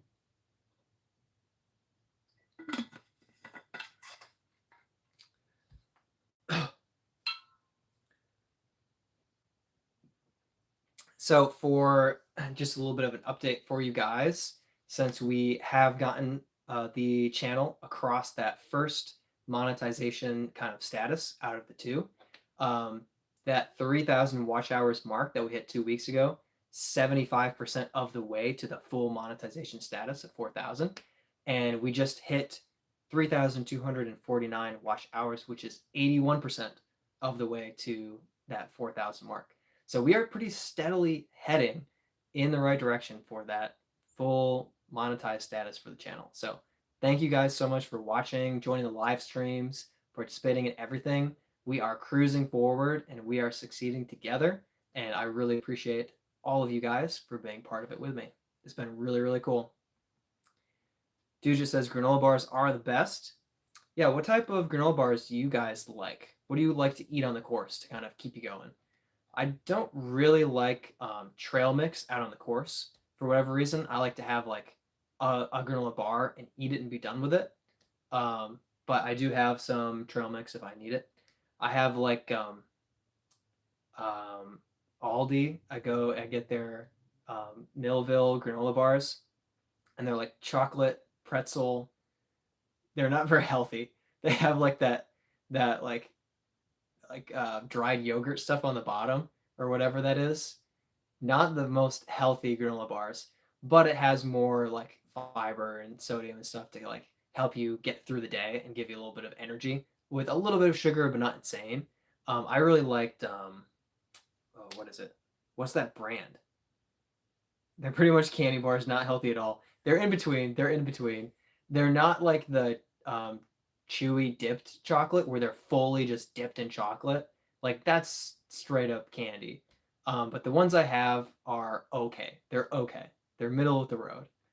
They're not that bad. They're not terrible. They have granola in the center of it. But I like the peanut butter Cliff bars. They're pretty good.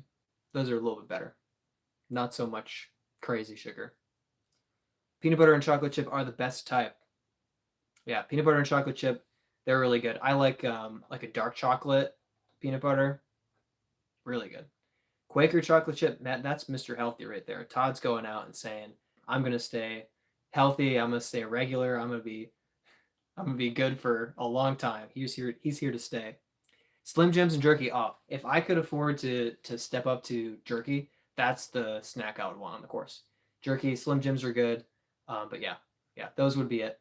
Unfortunately, the granola bars are way cheaper per ounce, so that's where I go. But jerky would be it.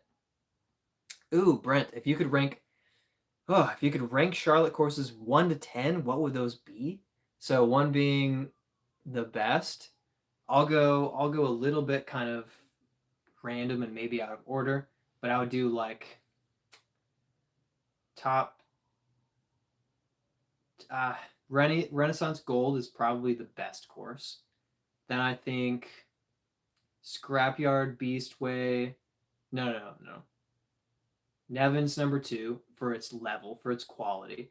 We'll count Hornets Nest as number 3, even though we're outside of Charlotte. I don't know, close enough. We'll go those for 3. Then I'll go like Scrapyard, Eastway, and Kilbourne for not in that order, but kind of that 4 through 6. I like Angry. I like Angry Beaver. I think it's challenging and punishing, but not for like if you throw good shots. So I'll put that there at 7. I'll probably put Reedy and Dry Creek around 8 and 9. And then I'll put like Bailey and Blair Mill sharing 10. And Eager Beaver we'll put there as well. Maybe like sharing 10 as well. Just for like fun, easy courses to enjoy. I'm glad the courses are out there. And it's fun to, do some ace runs, but they're definitely not as much like challenging leveling up your game courses at my stage of competition. But if you're new to the sport, then they're perfect because you can get a couple of birdies, but also, not park everything because you're still getting better. Yeah, good question. That's what I'll say. Quick, don't listen to him. I'm not a musician. Not a musician. I spent all night denying it, and I still deny it. Oh gosh, Doc says a nice cube steak with potatoes and a reasonable dessert, maybe a nice banana pudding. Hard to fit in the bag, but it's worth it. You just, dude, you just gotta wrap it like a disc and slot it in. Yeah, so yeah, you put that in an enchilada and you have yourself a taco. You just wrap it up, or I said enchilada tortilla. You have yourself a taco enchilada style, but with steak potatoes. That's really good. So quick, I do some website design, kind of remote work. I work with my parents have a ministry that they run in Michigan. Well, they're based in Michigan, and they basically help pastors and missionaries and their families take a retreat, kind of a break from the stress of ministry. And the retreat locations are across the United States. So scheduling and organizing and getting those kind of like travel plans and expenses and details of the locations figured out. I do a lot of the like organization of that and record keeping. I built their website and maintain it, and I've been like updating it recently. And then I just put together a Facebook page for them as well. Do some research to make sure that when they're emailing donors that they're doing things correctly and not violating best practice or laws or anything like that. So I'm basically helping them stay in the 21st century because without me, they would be doing things like they have since 2003, which I know is 21st century, but barely.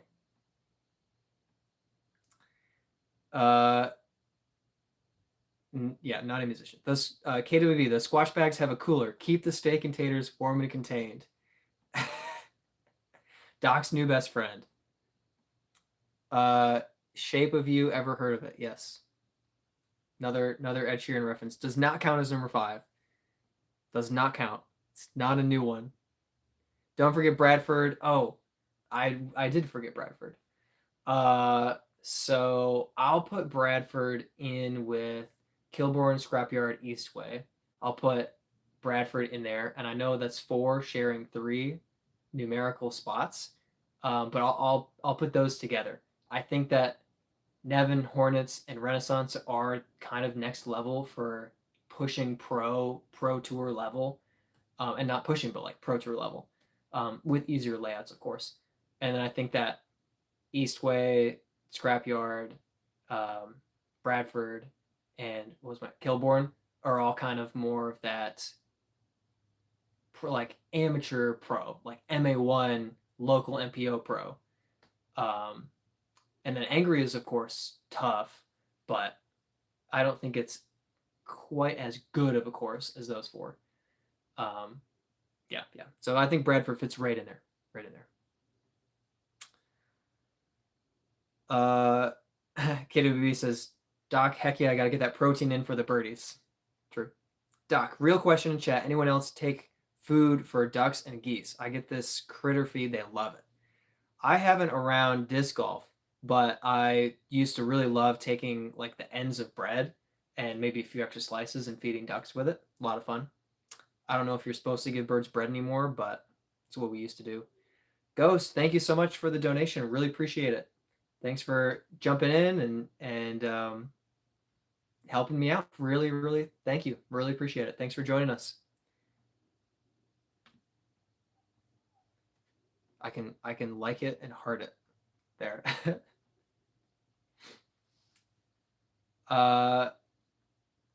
Don't feed ducks bread. Yeah, well, those ducks are either fine or they died a long time ago. So sue me. I was like 12. Okay, maybe, probably 10.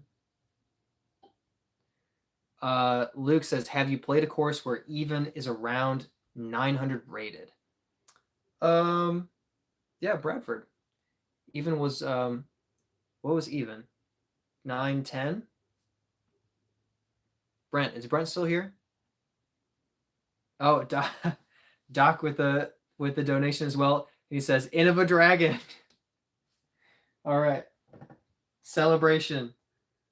Celebration for Doc. We've got the dragon to celebrate. Awesome. Thank you so much, Doc. Really appreciate it, man. Really appreciate it. Celebrating the dragon. Brent says, yes, I'm here. Okay, so what was even rated at Bradford yesterday? Now, it was in the wind and it was a little bit rough. My 2 down was 941. So even would have been 920, right? So I would say that Bradford would rate 900 without wind. Brent, do you agree with that? I think that's pretty darn close. Pretty darn close. Gosh, I missed a couple of chats. All right, Doc, what is I'm trying to read this. What does Brad take priests to play disc golf for stress relief? Yes, I want this YouTube series. So, funny story.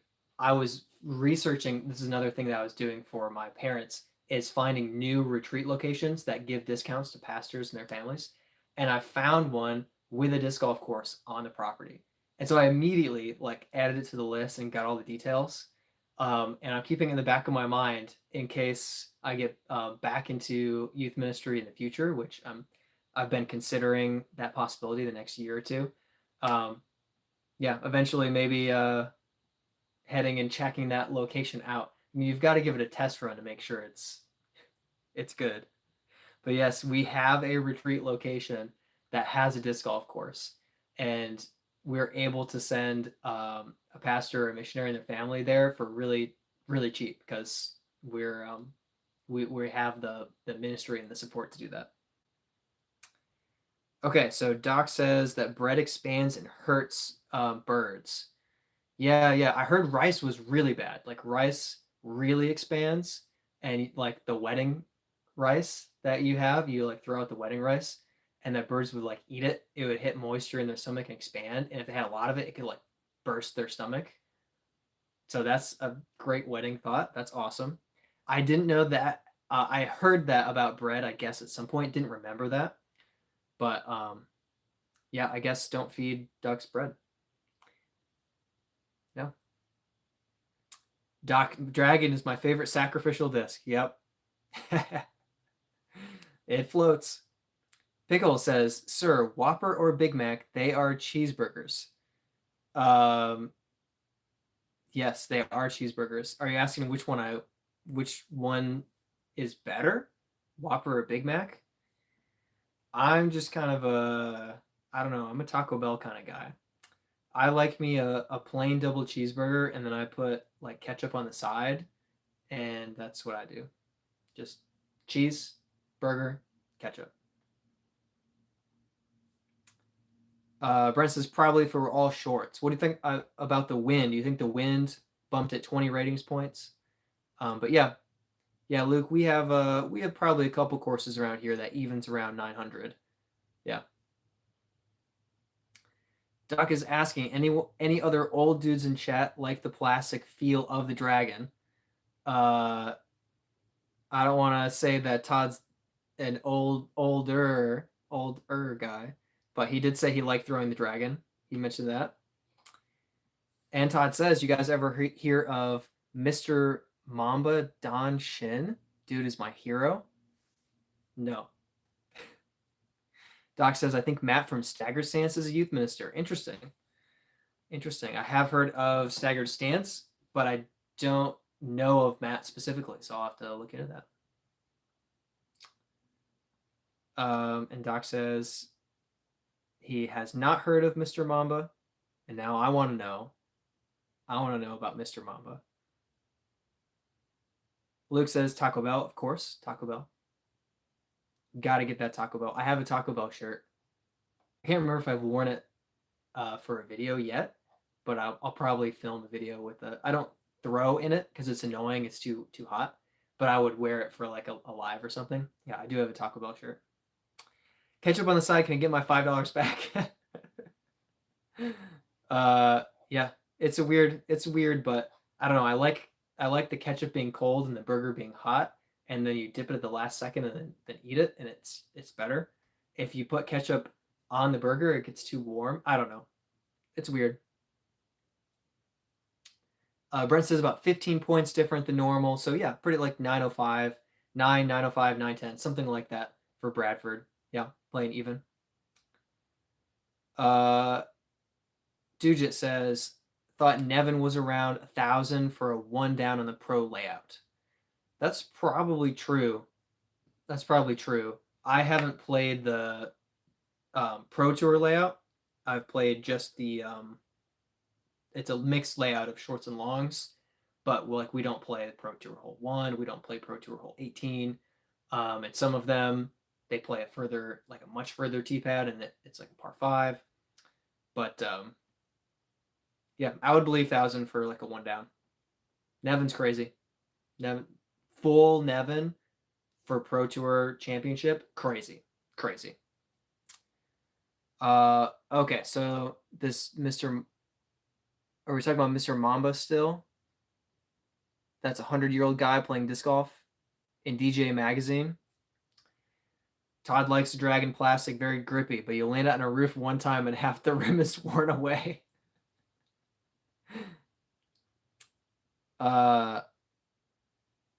Brent says even an Angry Beaver today for a crown was 10-13 rated. That's got to be longs because shorts wouldn't be that high. But yeah, Angry Beaver 10-13 rated. Whew, dang. Yeah, Angry from longs is a tough course. Yeah, who hasn't ended up on a roof during a disc golf round? I've thrown on my own roof in my yard, but I had a metal roof, so it just bounced off. Chase, what's up? Thanks for joining, dude. Thanks for getting here. How was youth group? I hope it was a fun, good evening with a good message. Hopefully a few good snacks. I don't know. My youth group growing up, we would have people volunteer to like make snacks for the youth group. So we would have somebody who would put together this like triple chocolate mousse brownie, amazing, this masterpiece one week. And then the next week would be Fritos, Doritos, and grapes. So you had this like, you never knew what the snack was going to be. and we would all like finish the lesson and come downstairs and come up to the window, and then if it was a good snack, we would all go in the kitchen, and if it was a bad snack, everybody would go play basketball, and then one or two people would eat the snack. It was very hit and miss. Okay, so Don Shin was like 100 years old, disc golf every single day with nothing but a Mamba, a truly great man based on that alone. That's super cool. That's super cool. I hadn't heard of Don Shin, but I do know this guy in Florida who he's starting to push 100. He's got to be 80, and he does with a diamond. Just only a diamond. Putts with it, throws with it, everything. Just a diamond. He's headed in that direction, but he's not as notorious yet. Quick says, have you tried Winthrop? So I did. My brother and I played Winthrop for USDGC doubles, USADGC doubles. And we did okay. We were tied for first after Westminster. And then heading to Winthrop, we dropped from first to fourth. And then back to Westminster, we dropped to fifth. But Winthrop was just like tough. There are just some tough, long holes. But we played the full MPO layout, and it was challenging for doubles. It was tough. It's a great course, though. It's a great course. So Todd says that a bunch of news channels interviewed and disc channels did stories on him. Don Shin. Sounds like a legend. And, Quick says, angry longs makes me want to quit playing disc golf. Yeah. I think...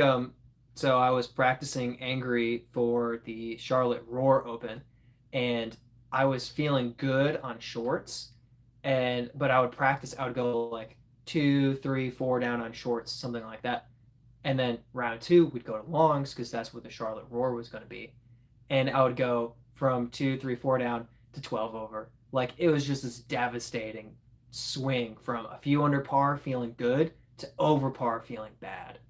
And so I was like worried about it for the Charlotte Roar Open, but we ended up, I think there was some poor planning, but we ended up with bad weather and kind of bad planning.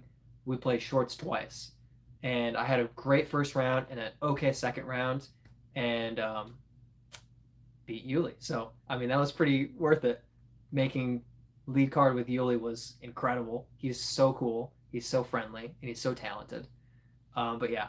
Thankfully, did not have to play Angry Longs in front of Paul Ulibarri. I would have been so embarrassed. I already didn't play amazing the second round. I played well, but not amazing. But man. Too Cool says, where's my frisbee or on my baseball? I don't know, but we have a lot of discs back here, so... Quick, Doc says, quick, I've been hurting after a round real bad, but I get to my car, hear them change in hole 1, and ready to go again. Yeah, that's what Doc was saying last week. Also mocking me for not playing when it was negative 10 degrees, whatever. No, I said 35 is too cold. And Doc and Alan were making fun of me a little bit. Chase, yep, it was good. Had trail mix, nice, and some chicken bites or something. Chicken bites sound pretty good. Man, I'm getting a little bit hungry. I had some soup, but... I could have eaten another couple bites or something. Doc, diamond is a sweet disc. Heavyweight ones are a real game changer. Heavyweight diamonds, huh? I've almost only seen lightweight diamonds. I'm not sure if I've ever seen a heavyweight diamond. Quick says Westminster is beautiful. It was really great. The hurricanes had come through, so there was some flooding, some muddiness, but you could still tell course was really good, and it was kept in good enough condition to compete on. But 1 or 2 of the holes had to be changed, so a little bit unfortunate. Still great, still a great course, and we really played well there. We went 16 down through 18, doubles. So we liked it for that reason too. Jonathan Saunders, I think you might not have enough frisbees. I only have 1 frisbee right here, and I can't throw it anymore, but I do have at least 250 discs between what's behind me, what's over here, and what's totally off camera that you can't see.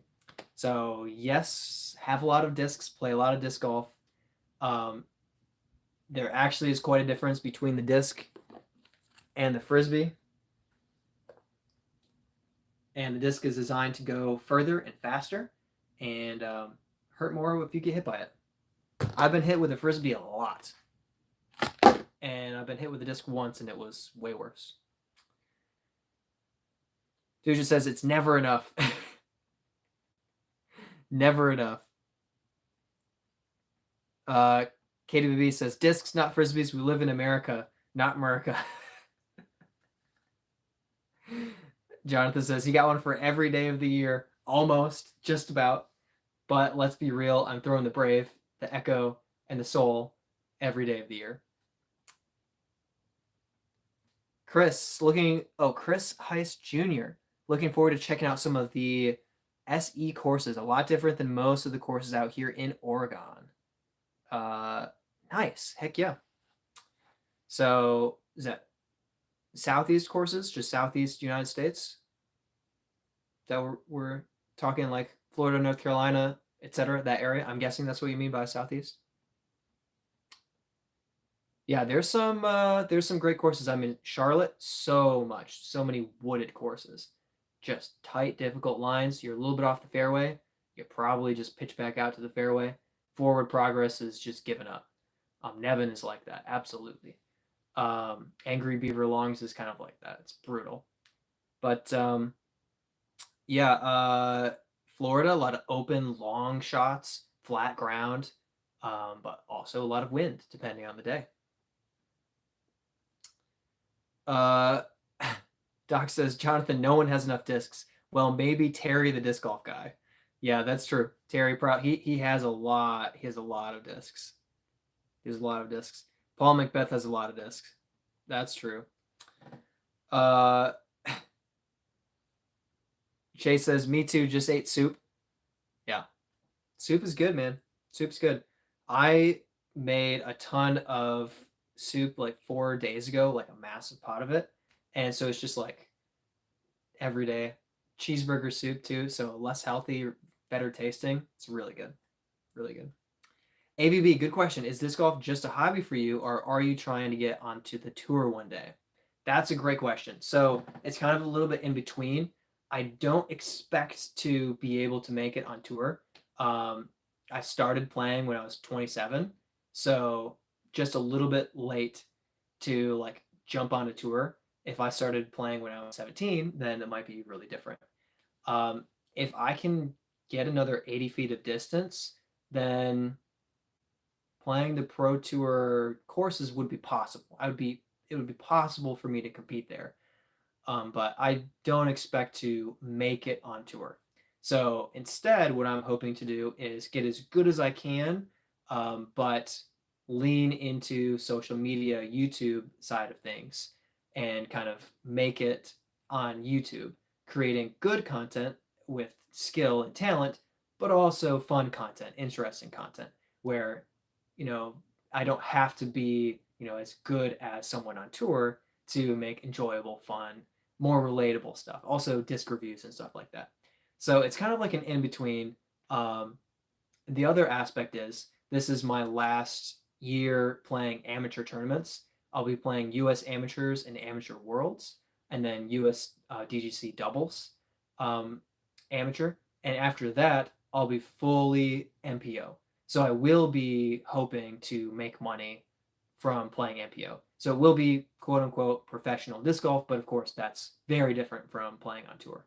I have turned down over $300 of cash so far, so I am looking forward to accepting that cash so that I can just like pay for my next tournament. But yeah, that's kind of where I'm thinking where I'm headed. And so tour, I'm realistic about it. Something kind of big would have to change in my power, and a little bit in my life circumstances for me to consider like going on tour. But if I could do more like traveling and film, and maintain the YouTube side of things and get a couple of tour events in per year, that would be kind of the dream. Yeah. Uh, I'm backing up, man. I missed a lot. Brent says he'll be touring a retirement home. Yeah, says the guy who has to rub muscle relaxant on his back to get through a round. Doc says only 250, slacker. At least 250, but I am slacking. Hey, I've been giving them away. I'm just that generous. Dujit, don't you ever just forget you have a certain disc? LOL. That is a good question. Yes, I have had people be like, "Hey, have you ever thrown this disc?" And I'm like, "No, I've never heard of that." And then like 2 weeks later, I'm like, "Wait a second," and I'm like, "I do have a Venom. Like, what was I thinking?" And yeah, totally forgot. That's happened to me. So, yeah, I've had a few times where someone's like, "Hey, do you have this disc?"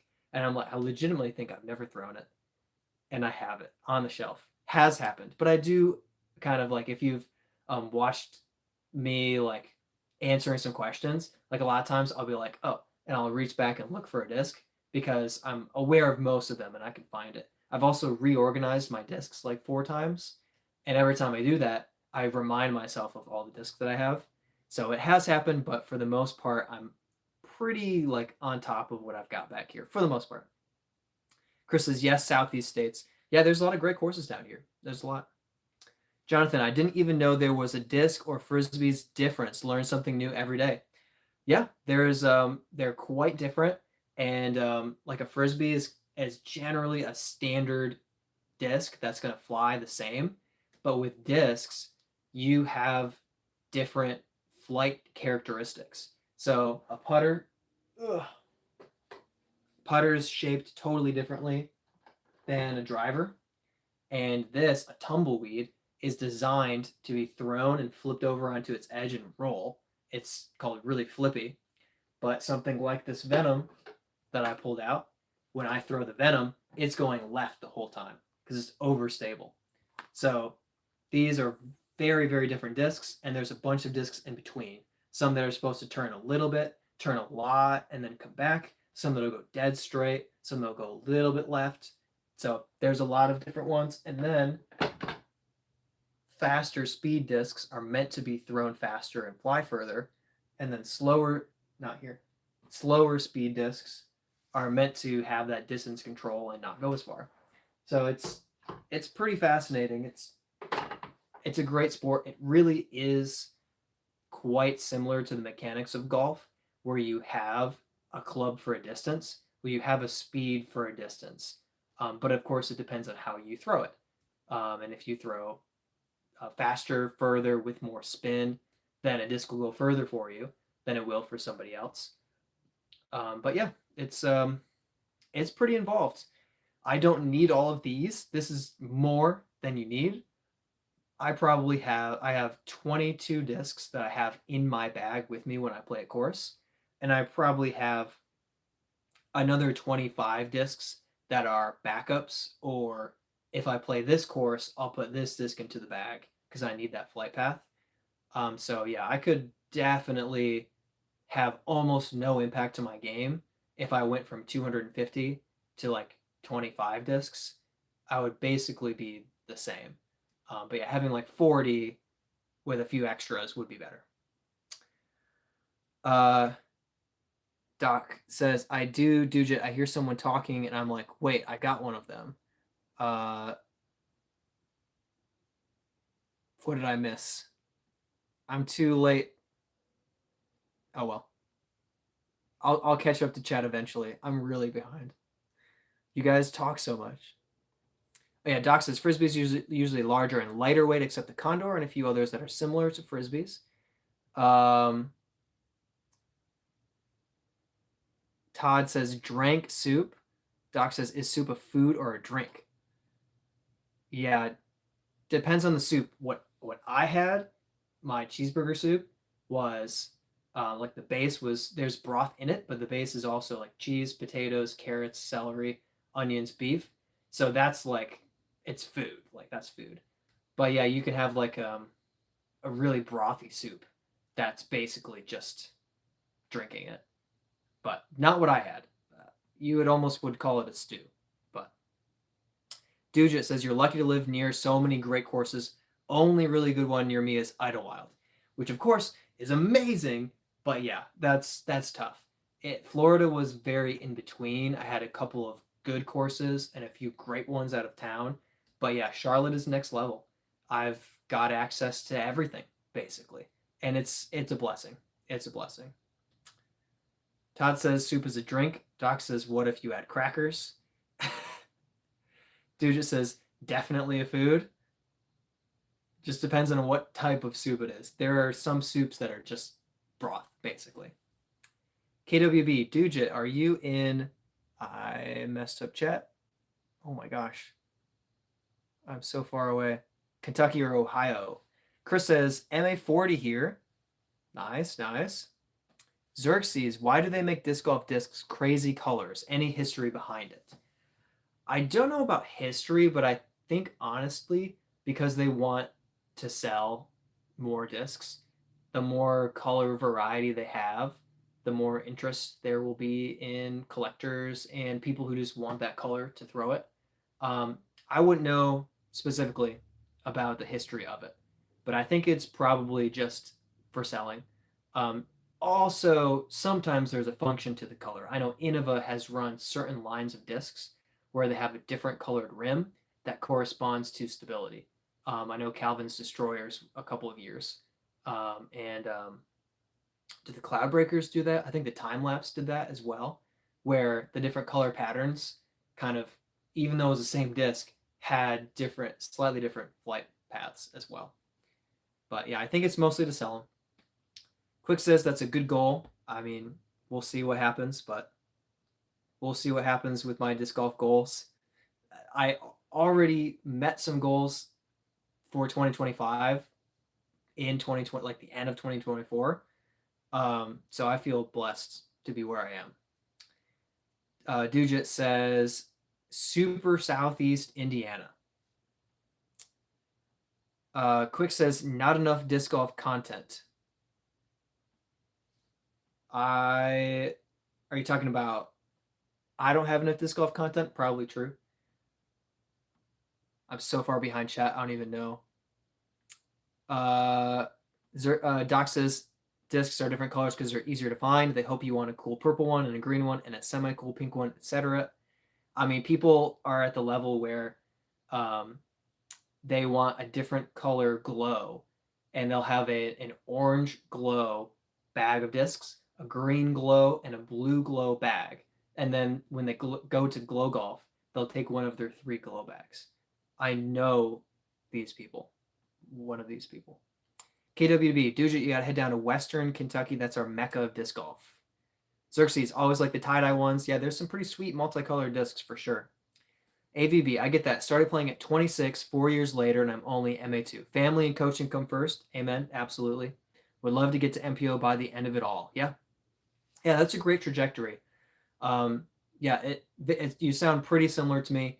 I definitely, I don't have like children, so there's the ability to focus more on disc golf. And with YouTube, of course, I am trying to prioritize it and kind of put a lot of effort and focus into it. So yeah, I totally understand. And when it's not 12, when you're not 12, you just don't have your whole life ahead of you anymore. Still a lot of life, and you can play disc golf for a long time, very successfully. But touring, golly, you have to be either so standout or playing from when you were 6 to hit the tour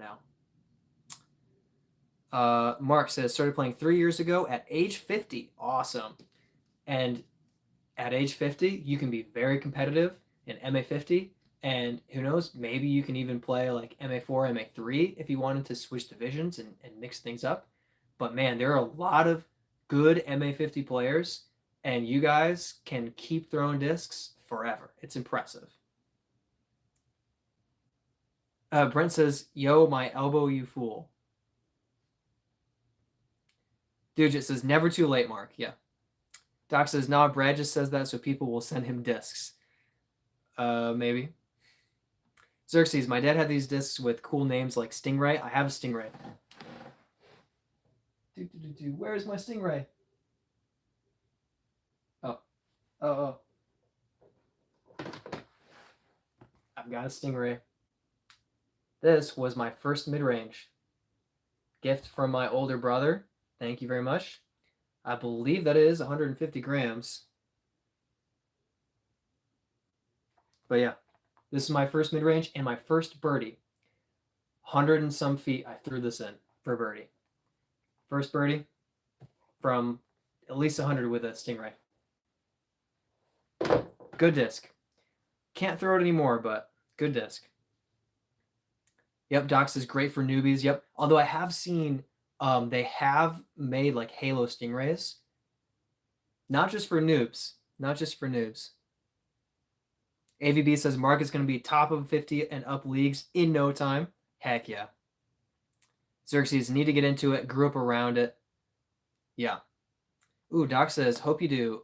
I'm sure. Chat, could you recommend discs to try? More than you need. How dare you, sir?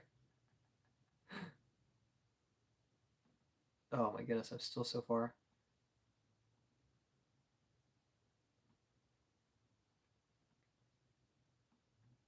I'm still scrolling back through chat. You guys are so fast.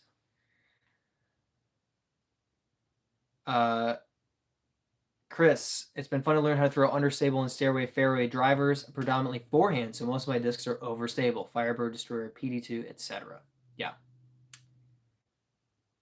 AVB, or you can be Anthony Barella and throw 600 feet with a 4-speed. Yep. Luke says you need more, of course. Xerxes still have all of his discs. I've got like 12 or so. Doc says Luke, is Brad trying to anger us into sending him more discs?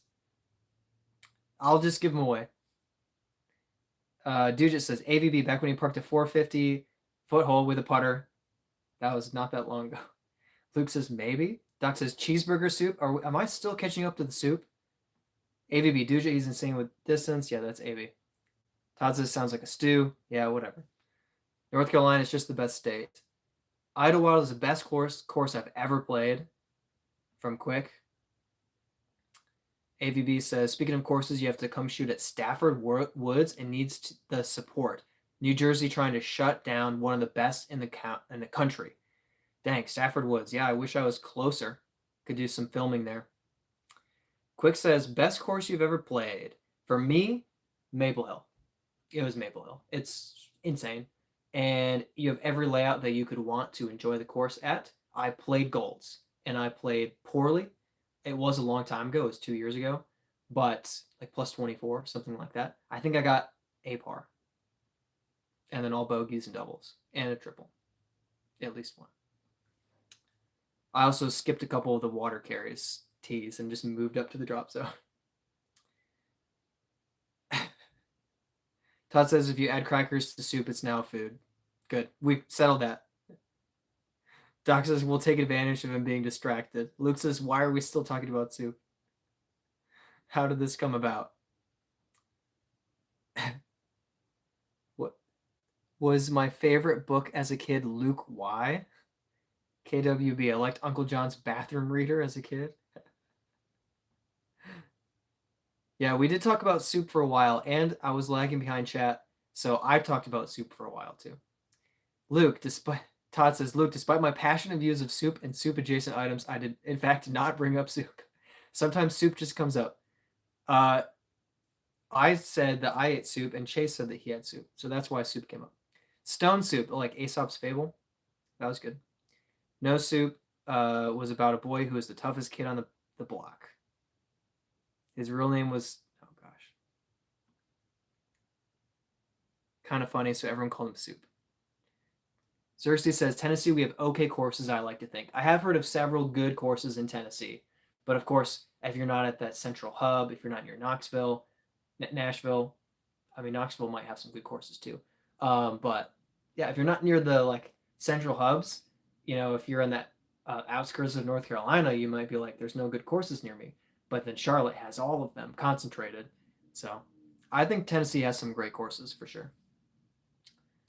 Todd says at 42-ish, I've sadly come to realize being a UFC fighter is no longer an option for my life. Tough realization. That's rough, man. The good thing though is if you do get punched too much in UFC, then all you can have is soup. So we'll still be talking about soup. AVB, there isn't anything better than your 14th month old cheering when you hit chains. That's awesome.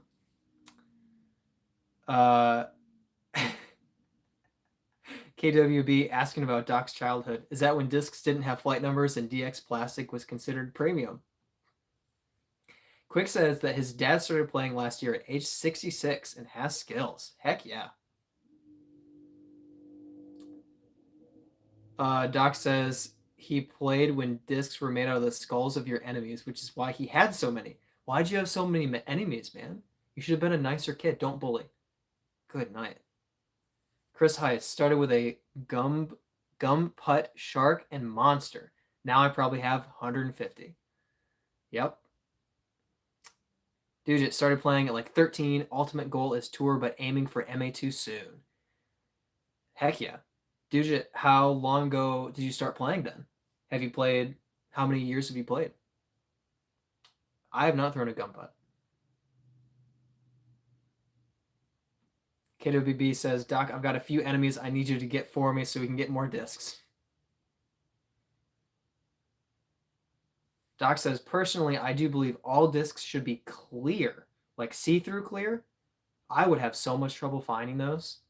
That would be brutal for me. Brutal.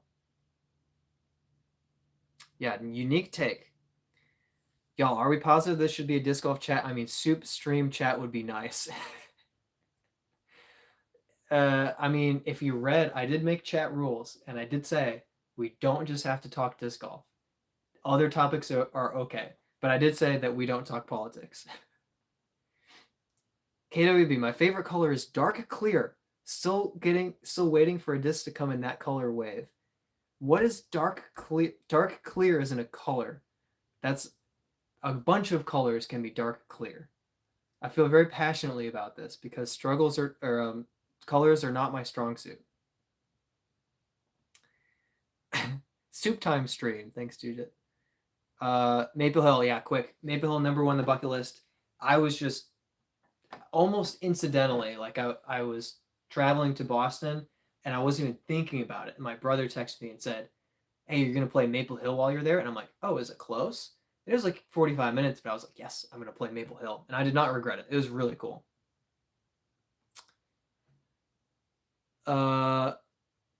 AVB asks for everyone's favorite driver, mid, and putter. And for AVB, it is Felon, Pyro, Adam. Enigma, Brave. Oh, no. That's two drivers. Yeah. Enigma or Brave. I'll lean Brave. Echo, Ward. Dude just says X3, MD3, and Proxy. Ooh, Luke says Drive, Toro, and Link. And Luke's only had that Toro for a little bit. Already loves it. So dude just says 3.5 years ago. So that's cool. So you've got the time then. If you're only 3 years in and you've pushed up to MA2, that's great. And you've got plenty of time to continue to grow. You got plenty of time to get more distance. I mean, you're probably still going to get taller in the next few years. So you're on pace, dude. Just keep it up. Just keep at it. You've got this. Get really, really good at putting, and your distance will start to come in too. It's going to be good. Doc says, I mean, if you hear a bunch of people badmouth the disc and don't hurt yourself hurrying to buy one, do you ever play? That was a mouthful. KWB says dark clear is absolutely a color. Dark clear is absolutely color. No, it's not. Because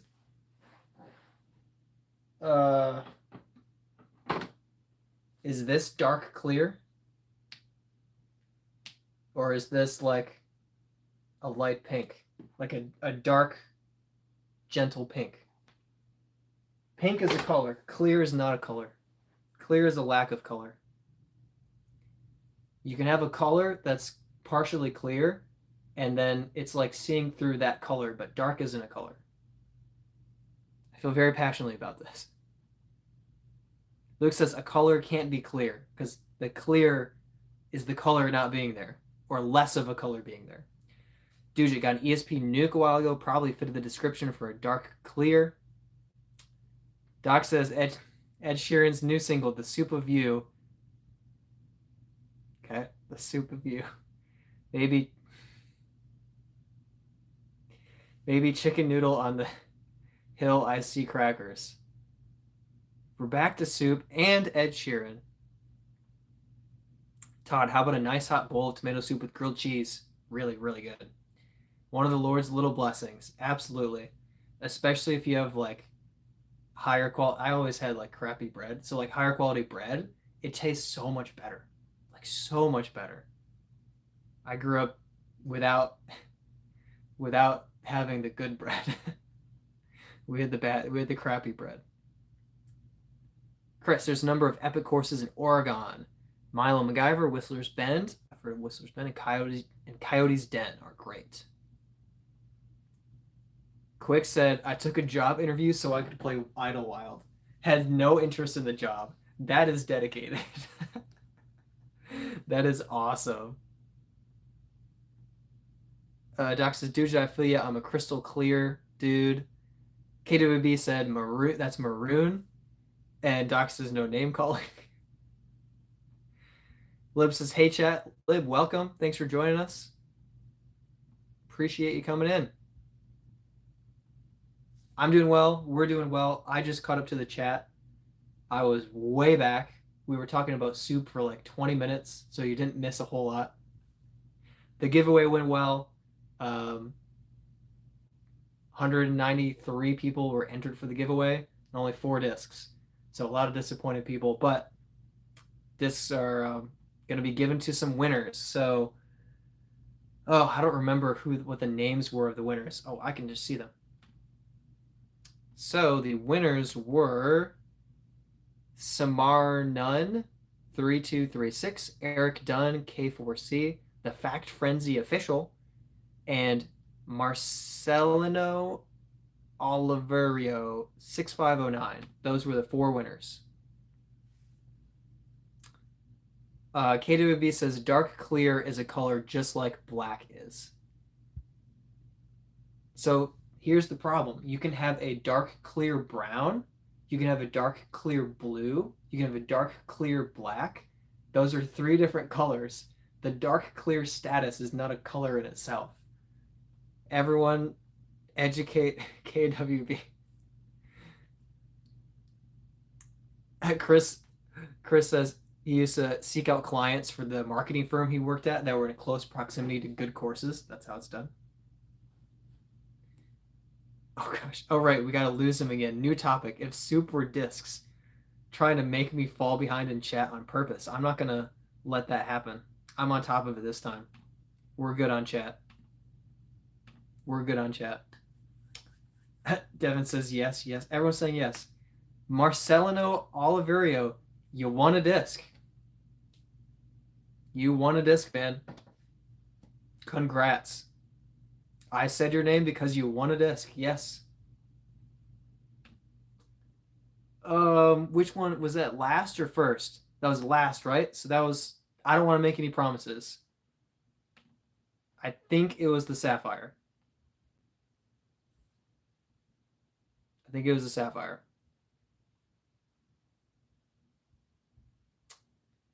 Doc says, I think, or Dujet says, Doc, I think a destroyer would be spicy chili. Yep. Especially that night. All right, KWB, real question. If dark clear isn't a color, is Ed Sheeran really a ginger? Ginger isn't a color, it's food. Now, ginger is a shade, though. It's not like a primary color, but it is a shade. And it's a food. Sure, but orange is a food, too. And a color. Would you argue that orange is not a color because it's a food?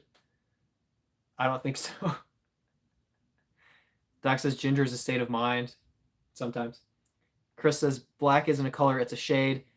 Technically, black is the absence of reflected light. So, in a literal scientific sense, no, black is not a color. It's recognized as a color colloquially, yes, but it is a lack of reflected light. Meanwhile, white is also not a color. It is all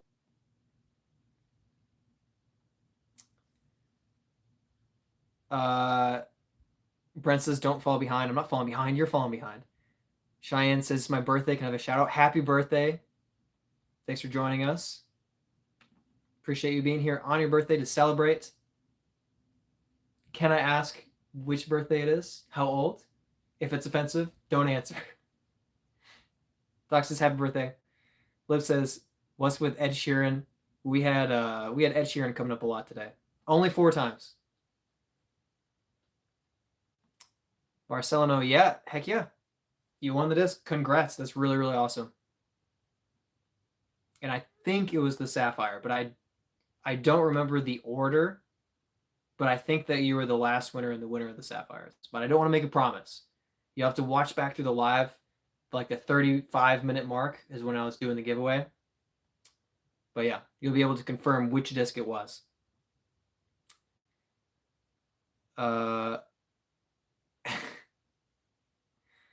Doc, won a disc, a bowl, or soup, or an Ed Sheeran concert? Is clear a color? No. Clear isn't a color. Clear is something you can see through. It's a lack of, like, the air is clear. A window is clear. A clear is something not being there. But yeah, if you can partially see through something, you can have a color that you can partially see through. Luke says that clear is a shade. It's a shade of color, not clear. Not a color. Lip says you kind of look like Ed Sheeran. I've gotten that 4 times tonight that I kind of look like Ed Sheeran. None of the vocal talent. Little bit of the red.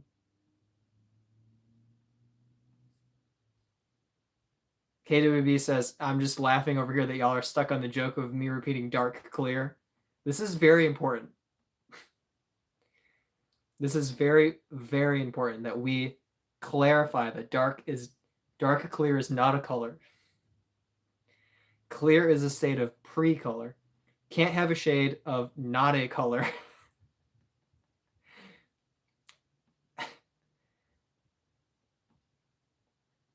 Luke says, of course, gotta prove you wrong, lol. Doc says, never ask a disc golfer their age or their last score unless they just won, says Dujet. That's a good point.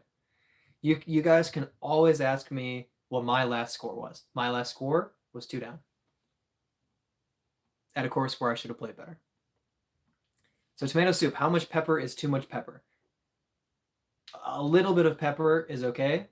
Any more than a little bit is too much. Todd says, where are we at with the whole ginger soul situation? I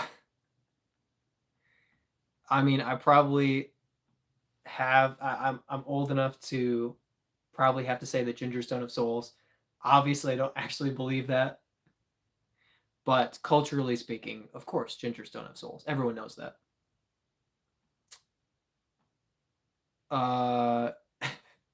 Brent says, what was your best rated round? If you're talking to me, my best rated round was Charlotte Roar Open, round 1, 1028 rated. Not as good as 1035, but it was a pretty good round in crappy conditions at Angry Beaver. With Paul Ulibarri in the field. Doc says, gingers can have souls. They buy them at the All Souls Festival. Finley, welcome to the chat. Good to see you here. Doc says, tomato soup is the only soup I like. Man, you need to try more soups. If tomato soup is the only soup you like, there are so many different like soups, and like some of them are really cheesy. Some of them have like that tomato. Some of them are just like a chicken, beef. Like you have so many different soups out there. You have to like several different soups. There's no way that tomato is the only soup you like. Pickle says, can we cook noodles together maybe one day? If we play a round of disc golf together, then we can get noodles afterward. Marcelino says, what is one of your favorite plastics? The Royal Grand plastic, Latitude 64 Royal Grand is one of my favorites. And the Streamline Cosmic Neutron plastic, also one of my favorites. I have multiple echoes in the cosmic neutron streamline, and I have multiple Braves in the Royal Grand Plastic. I have 2 of them almost right here. Just feels so good in the hand. Such a great plastic.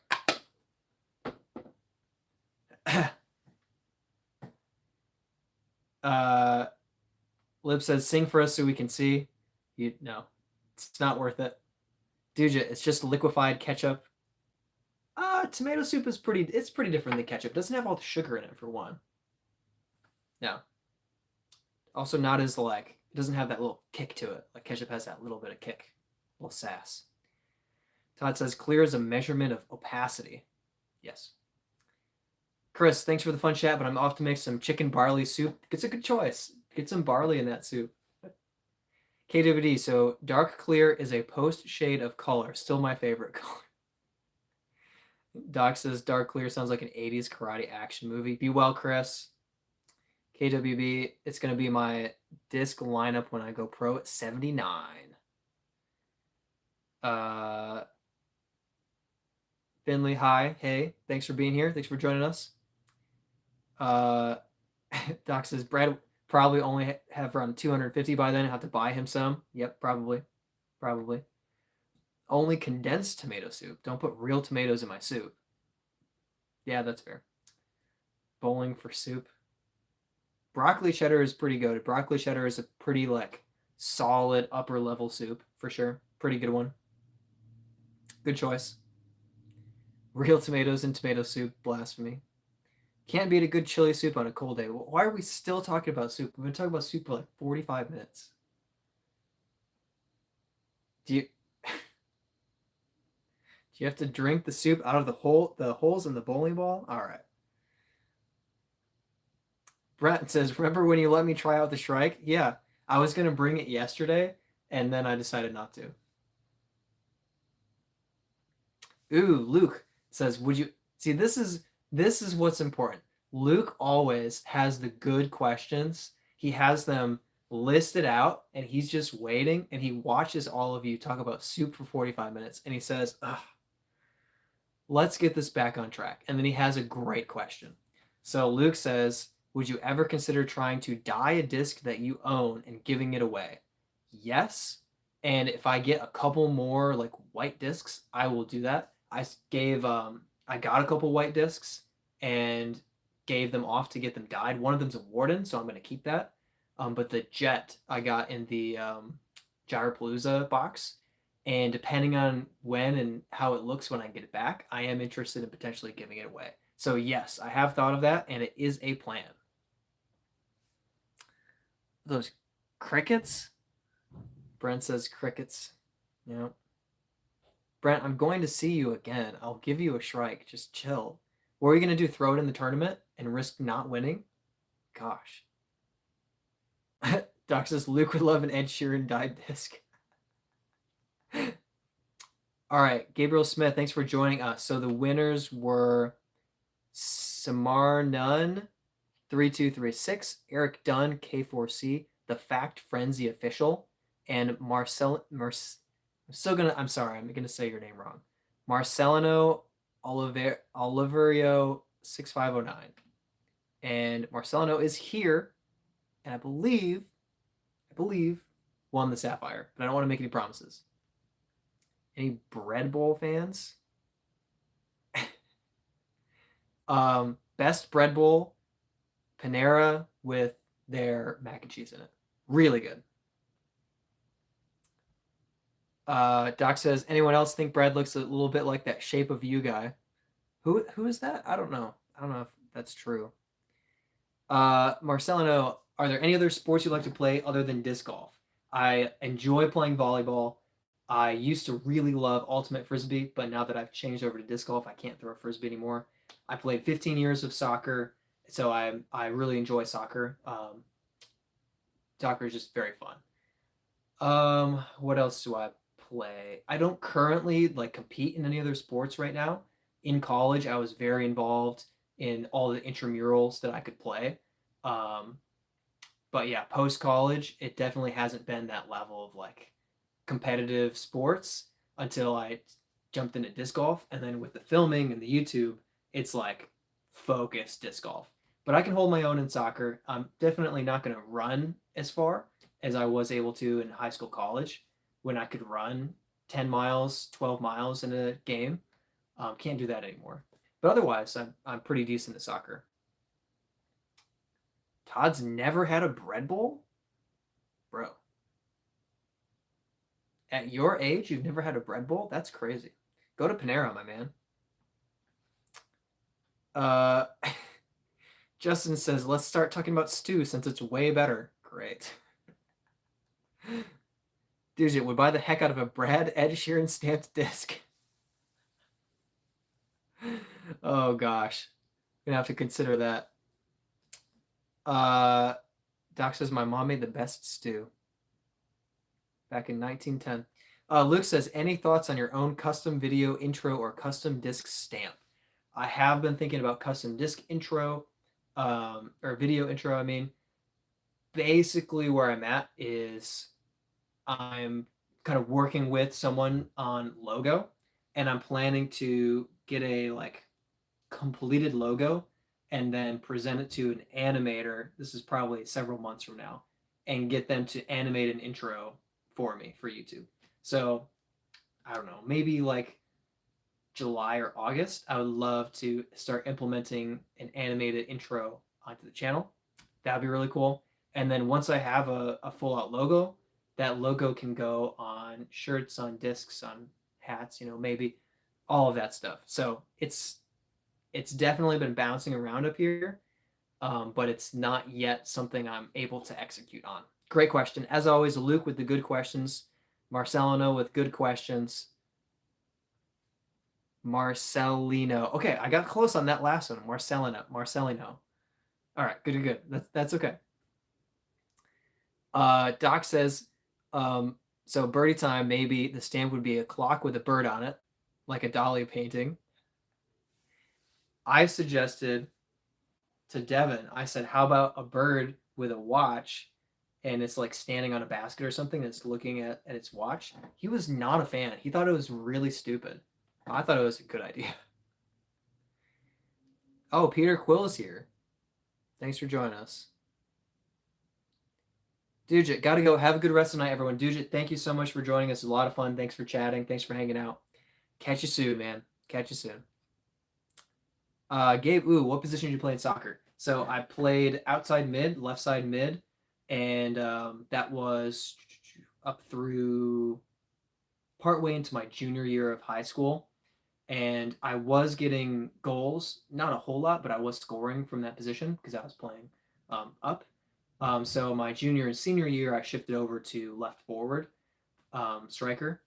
And my senior year, I was the leading goal scorer for our team, but we had like a 50% win-loss that season. So it wasn't like we were dominating everybody and I was leading us to victory.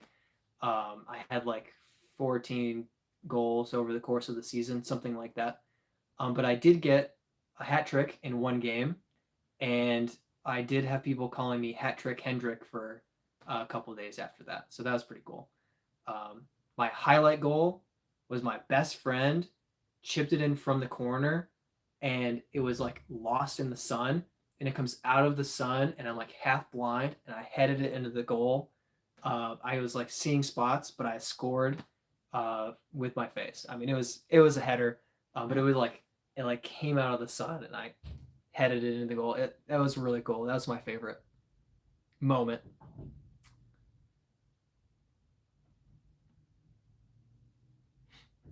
Luke says, thinking about making me a logo, see if I like it. I like that. Send the Zion, do your favorite soup recipe. Todd, at your age. Luke says, I honestly hate soup. There's probably soup that you like, Luke. I don't believe that you just hate it. Todd says, Brad, can I do a disc giveaway contest in your chat real quick? I think that's fine. Yeah, that should be okay. As long as it's nothing weird. But yeah, should be all right. Everyone give Todd your divided attention. Doc says, at least you were eating stew in 1910. Oh gosh. The soup. The soup has got to end at some time. Ed Sheeran, but it's really just bread with a fake soup Nazi versus Ed Sheeran, but it's bread with a fake mustache. This is ridiculous. Justin says this is a good stamp idea. No. Oh, yes, the bird looking at the watch. Devin doesn't know what he's talking about. That's so true. Marcelino, what do you do for work? Are you able to do this full time? If so, praise God. I am hoping to shift more toward full time for Disc Golf YouTube, but currently it is kind of like 60-70% focus. I'm doing some website work, web design, and work for my parents. They have a ministry that I help them do some like research, record keeping, and have an online presence. So that's really where the income comes in from at the moment. But in the next few weeks, we are heading very close to that like full monetization status for the YouTube channel. So we're kind of like making a beeline there, and I'm hoping that this year I can really transition into like almost full time like YouTube. I'm still gonna help my parents, but I'd like this to be the focus. Oh, and Todd says never mind. Oh shoot. Doc says, is soccer still a sport? In every state except for the United States, soccer is the sport. Well, I guess India would be cricket, but it's like the sport worldwide. Yes. Doc, a religious line of discs would be interesting.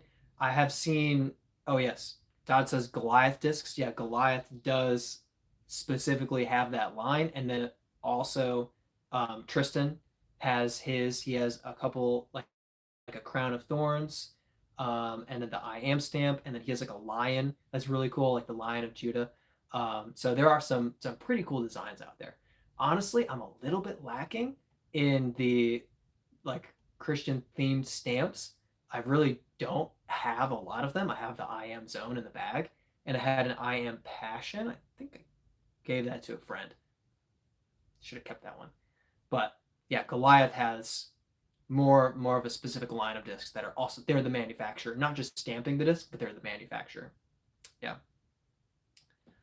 They should sponsor me. Not as interesting as a soup line of discs. Good night. Be awesome to do a collab stamp with the I am discs. That'd be cool. That'd be cool. Marcelino, if you could get a 4-hour private lesson from any professional disc golfer for free, who would you choose? What a great question. Man, we got Luke and Marcelino keeping us on track here. 4 hours, that would be incredible. So I did get a lesson from Johnny McRae, paid for it, but well worth it. Honestly, I think Paul Macbeth would be one of the best for teaching how to throw smoother, how to throw with better, cleaner form consistently. And as much as he still has crazy power, if somebody like Gannon is trying to teach me, I'm not sure it would translate. His body proportions and his distance potential, I'm not sure if Calvin could translate to teaching me how to throw. But I feel like Paul could do a little better job of being like, yeah, here's how your body mechanics are, and here's where we want to get them to. So I'd be pretty tempted to pick Paul Macbeth. Maybe Isaac Robinson. But I mean, Paul's just played for so long. Yeah, I'm really heavily leaning Paul Macbeth. Yeah, I think that would be like best or second best choice, basically. Great question. Blaze, what's up? Thanks for joining us, man. Thanks for hopping on. And quick shout out. From the giveaway, the Instinct was donated by Blaze. So shout out to Blaze for donating that. And also, I forgot the Emperor was also from Blaze. Just Tim didn't accept it on the first giveaway, so I gave it away again. Todd says, I agree, love the Thorn stamp from Tristan, but Goliath stamps are weak in my opinion, just plain. Yeah, it's interesting. They're as the manufacturer, they're not necessarily as creative on the stamps yet. Maybe they'll lean into that more in the future. But with Tristan, he's not trying to manufacture anything. He's just saying, give me a disc and I'm making this stamp. I'm making that stamp, putting a whole line out. So they could learn something from him. Yeah. Doc says I would take Zach Melton. Dude just makes me laugh. He's pretty funny. Honestly, like I would do 2 hours probably with Zach Melton and Calvin for like a fun thing because they're great together. And then, but I would choose like to actually learn. I would pick Paul Macbeth. Which disc golfer would make the best soup? I bet you Ezra Aderhold would make the best soup. The man knows his way around beans. He knows what he's about. Marcelo, Paul Macbeth, the GOAT. I'd probably choose Lazat. I think he's just such a cool dude, and his putts are freaking gorgeous. Yep. Lazat crossed my mind. Yeah, he would be super cool. Yeah, he is another guy that you know he just loves disc golf. And I'm sure Paul Macbeth loves disc golf, but at some point you know that he's like, disc golf is about winning. And Simon is like, yeah, I love winning, but I love disc golf, and I'm here to play it. And that's really cool. That's a good aspect.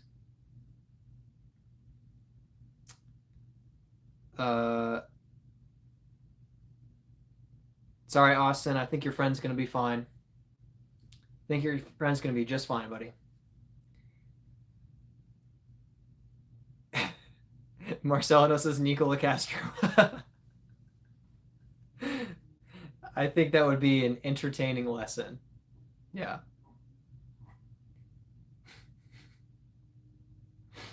That's good.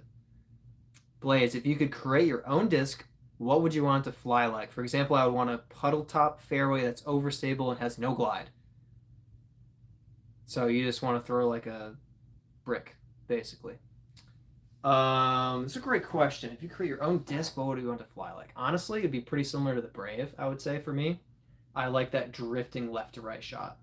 So something a little flippy. It could be a mid or a fairway. I don't really care, but something to where I'm gonna be putting a little touch of hyzer out to the left. And I'm just gonna turn it over and drift it.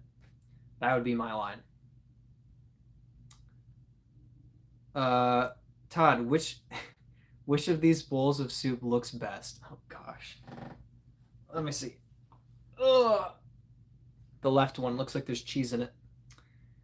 Doc says, Brad, if you get any social media star to learn disc golf with you and not because of their follows, who would you pick? To learn disc golf with me. So that's an interesting question. Is that kind of like I help teach them, or we both get a lesson? E-Tray says, how many entries do you have the giveaway? So we ran the giveaway at 7. We had 193 entries for the giveaway. And we ended up with, of course, 4 of those as winners and 189 disappointed not winners. And so you know the winners were Samar Nunn 3236, Eric Dunn K4C, the Fact Frenzy official, and Marcelino Oliverio 6509, who is in the chat and enjoying the win, enjoying the victory, and asking good questions. Blaze says Nico is a hothead. However, he's so passionate, it's hard to dislike him while talking to him. However, not a great person. I think that there's some wisdom there, and I actually interacted with him at USDGC for a second. I was like getting some pizza, and as I ordered, the person was like, Nico, and I was like, oh, there's another Nico. And I turned and he's like at my elbow, and I was like, Nico, like he's right here. So I chatted with him for a minute, and it's like, yeah, you can tell he's very passionate about disc golf, and sometimes that passion runs wild. Todd says, yeah, like who would you love to teach? Social media star. I don't know that many social media stars. Who would I love to teach? Tell you who I. This is gonna be so nerdy. All right. So Wesley Huff. I don't know if any of you know who Wesley Huff is. He is a Christian apologetics, which does not have anything to do with apologizing, but rather kind of a study of arguments and logic and reason in defense of the Christian faith. And he was recently on Joe Rogan because of a debate that he dominated his opponent, Billy Carson, a few months ago. Anyway, long story short, he's basically like my nerdy hero, where I had, as a youth pastor, I had like my commentary sets. Wesley is like a historian in linguistics and linguist. So he knows multiple ancient languages and studies ancient texts. And he has like papyrus facsimiles of biblical texts that he's recreated himself. Um, I would love to teach him disc golf. Yeah. So that's really nerdy, but yes, that's Wesley Huff. So, and it's notable because on social media, he's kind of he had a presence online with Apologetics Canada, but with recent events, he's kind of popped off on social media, and he's like all over TikTok, Instagram Reels, and YouTube. Yeah. So if I could, I would teach Wesley Huff how to play disc golf, and he'd be pretty good at it. He'd be pretty good at it. Ooh, Marcelino. Oh, another great question. If I lost it, I lost it. I got this. I got this.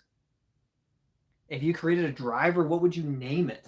Oh, I mean, I would struggle not to name it the Birdie with an H. But Birdie is already a disc name. Whew, what would I name it? Man, that is a thinker. That might be a long-term question. That's a really great question. Sorry, E-Tray. I wish that everyone could have won.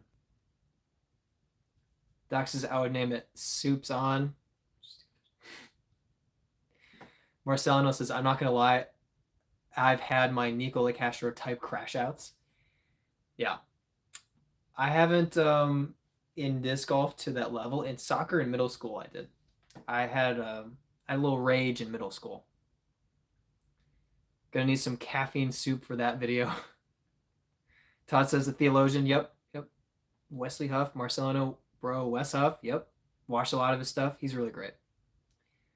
Fact Frenzy. Oh, wow. I just realized I was one of the winners. Yes. Yep.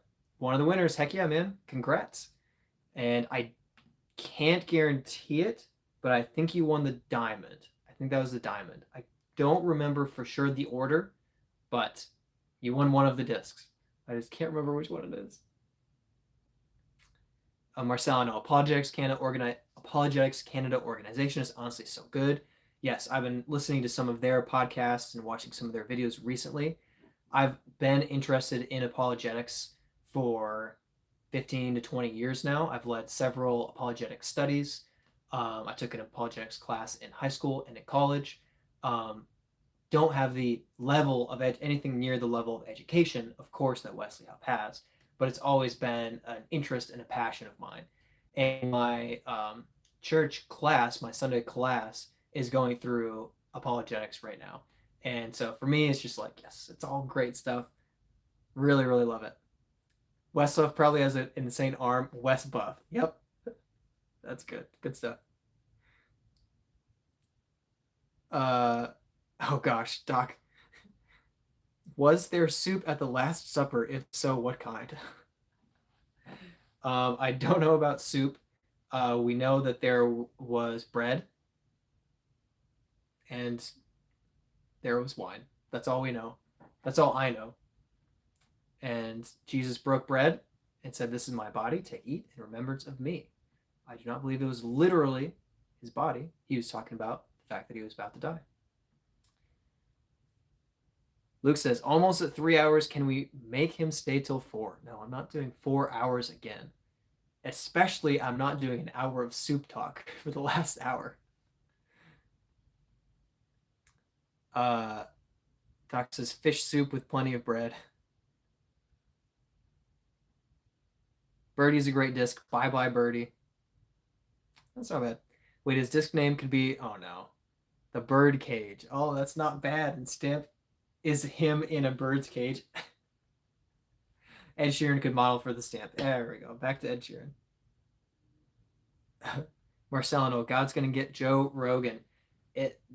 it was impressive how much understanding Joe Rogan has of the Christian faith and how much he was able to express directly to Wesley Huff, without agreeing that it is true, but thinking like he understands it. He understands it. Incredible. Ooh, Todd's disc golf. Do you believe Christians should follow the Ten Commandments?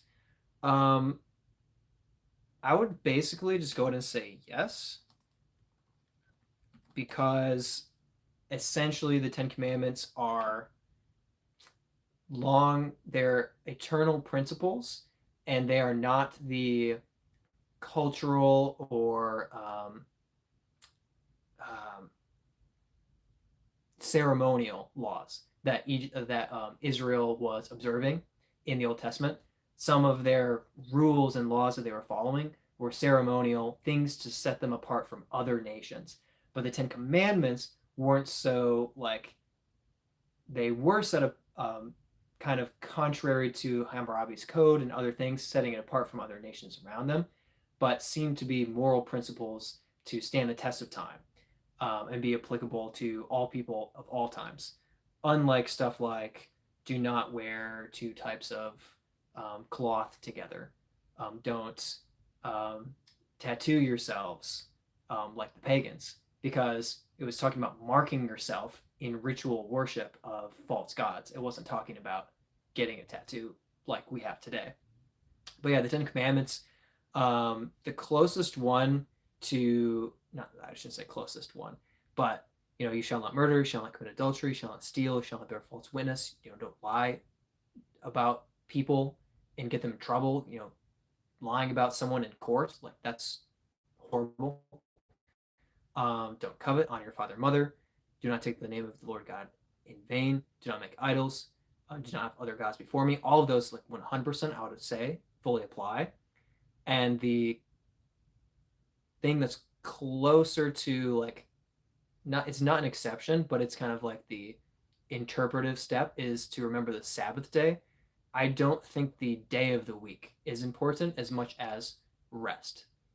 I don't think that the standard is for all people to always take the Sabbath, which was Saturday, as a day of rest. But I think that the principle of resting is still applicable. So the long story short is I would say yes, but not explicitly 100% exactly the way that you might read in the King James Version. Also, a big difference between thou shalt not kill and thou shalt not murder. Very, very different. Great question. Blaze, Ryan and Adam saw me walking with my phone stand and asked me if I was going to call myself part-time. As long as it's not bogey time, you can get away with it. Doc says, I believe we should try, but as humans we will sin. That is true. And that's an important element of the Christian faith.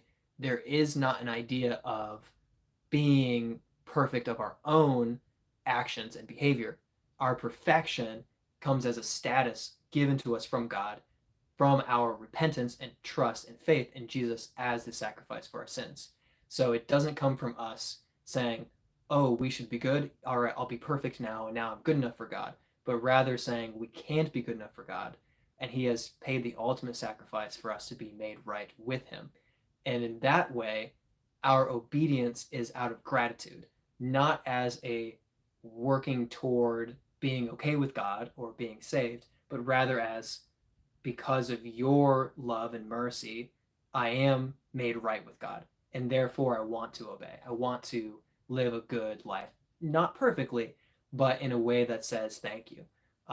So I think that is a proper understanding of it. Not to say that we can be perfect of our own power. So I think that's very insightful, Doc. Andrew Peterson, no problem being late. Disc winners were announced. We had that earlier.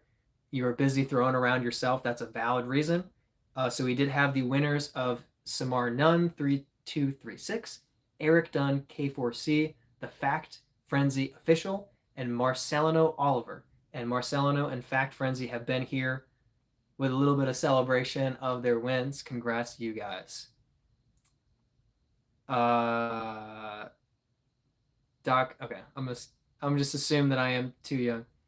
Marcelino, the difference between the moral law and the Mosaic law. Yes, very important. The Mosaic law was not intended for all people of all time forever to match up to the standards, but the moral law is for all people all time. Good. The Oreo Ritz, just flipping through YouTube live streamers. Is this a disc golf channel? Yes, it is. This is Birdie Time Disc Golf. Tons of discs back here. Ignore the fact that we've talked about soup for an hour. We're actually talking about disc golf for the most part, and a little bit of questions about faith and Christianity as well, because I was a youth pastor and very involved in church. But yeah, we are talking disc golf, hanging out, and having a great time. We had a disc giveaway just a couple hours ago, and congrats to those winners. We had 193 people in the giveaway. 4 winners, 189 losers. Taz Disc Golf says, name the 10 commandments, 3, 2, 1, go. I just looked it up to make sure I could say all 10 of them. But the 10 commandments are summed up in this: to love the Lord your God with all your heart, soul, mind, and strength, and love your neighbor as yourself. That is not the 10, but that is the structure of the 10 commandments and their ultimate goal. Doc says mostly some soup. Try it. Yes, Luke, they're trying to keep a joke alive when it's already dead. Oh, zombie soup. Oh, goodness.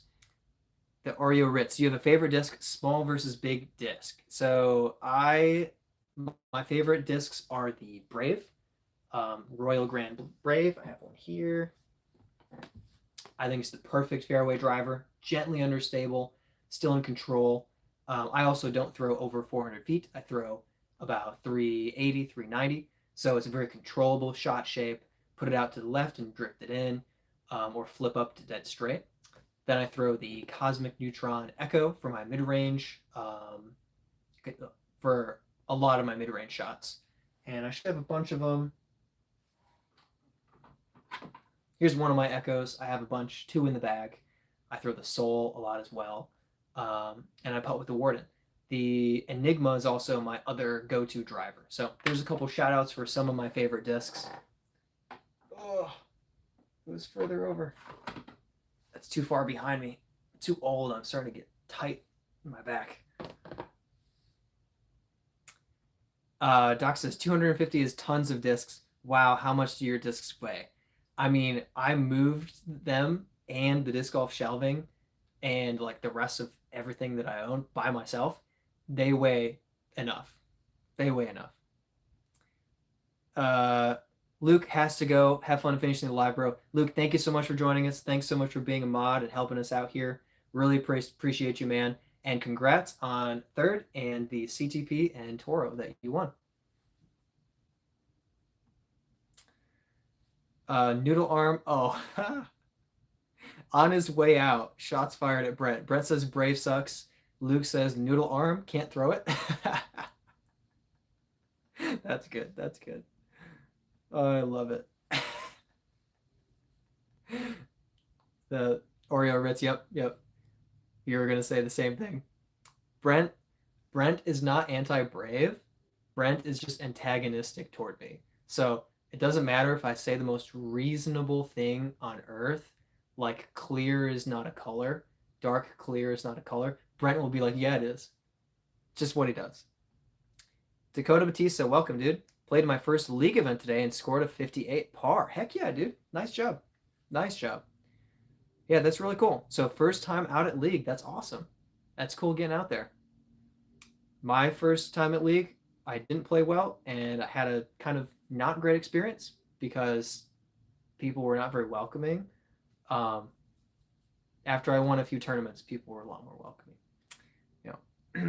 That was also a long time ago. Jake says, my brother hopped in. Jake, why are you bringing up colors? Just, we had color conversation and soup conversation for way too long. KWB was insisting that dark clear was a color. And of all people, he was telling me that it was a color, and I said, no, it's not. It's not a color. Good question. Andrew Peterson, have you ever seen or played with Big Germ's Particle Glow Tempo? Have it right here. Haven't thrown it yet. I am ashamed, but I've had a busy week of filming and competing, prepping to compete. Haven't thrown the Tempo, but I have it right here. I think it's one of the coolest discs ever. MVP definitely killed it with the Particle Glow. I have seen the glow, and it's nice. It's a nice looking glow. But yeah, I need to get out and throw it this week. So this will be thrown soon. But yes, I've got one. And I used tournament credit to buy it, so it wasn't free, but I didn't have to like spend my own money at that time.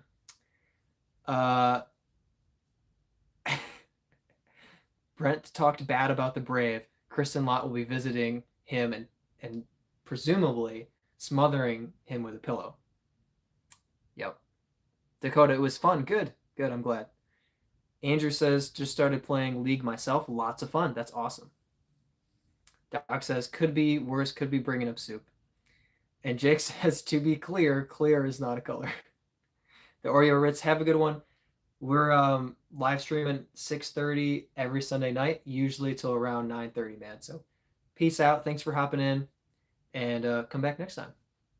Also, watch all my other videos because some of them are fine. Doc says, clear is the color of my heart. Jake says, birdie time, the authority on colors. Of course, I have plenty of color authority. Doc says, gingers can't see color. That's just science. Dakota, Andrew, it sounds awesome. Meeting people with the same hobby is awesome. Yeah.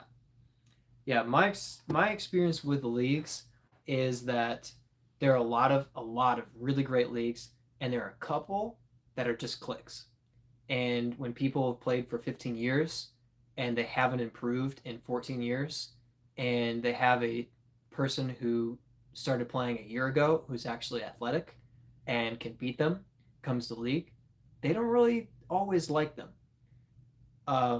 Anyway, that was my first league experience.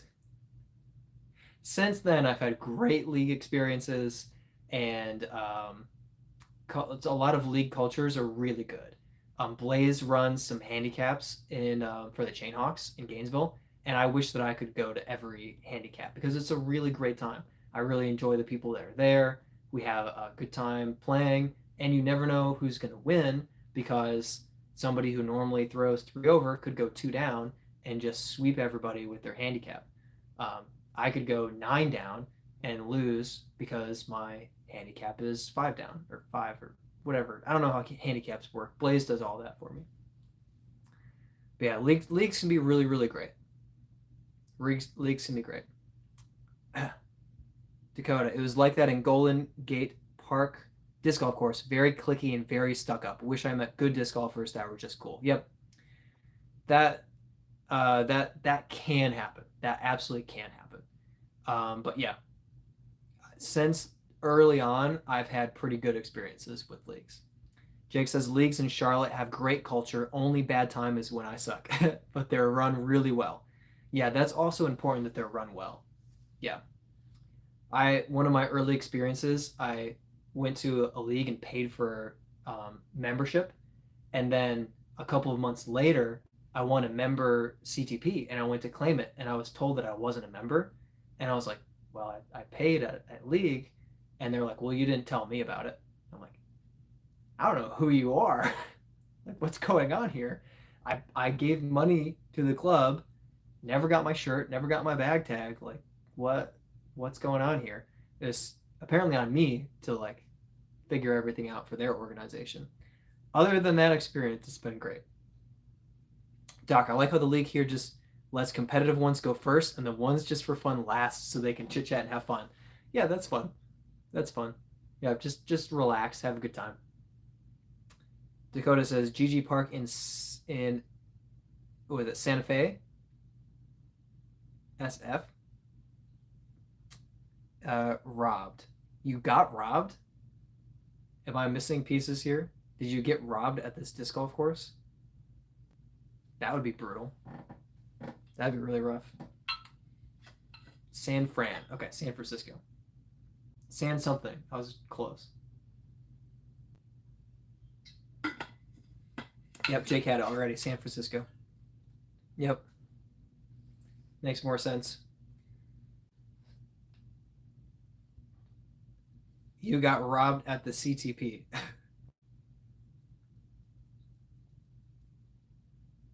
Doc says, if we made a disc golf musical, would you play Ed Sheeran playing Brad Birdie Time? Oh my gosh. No, no, because I would need to sing better, and I don't. Jake says, had me get robbed.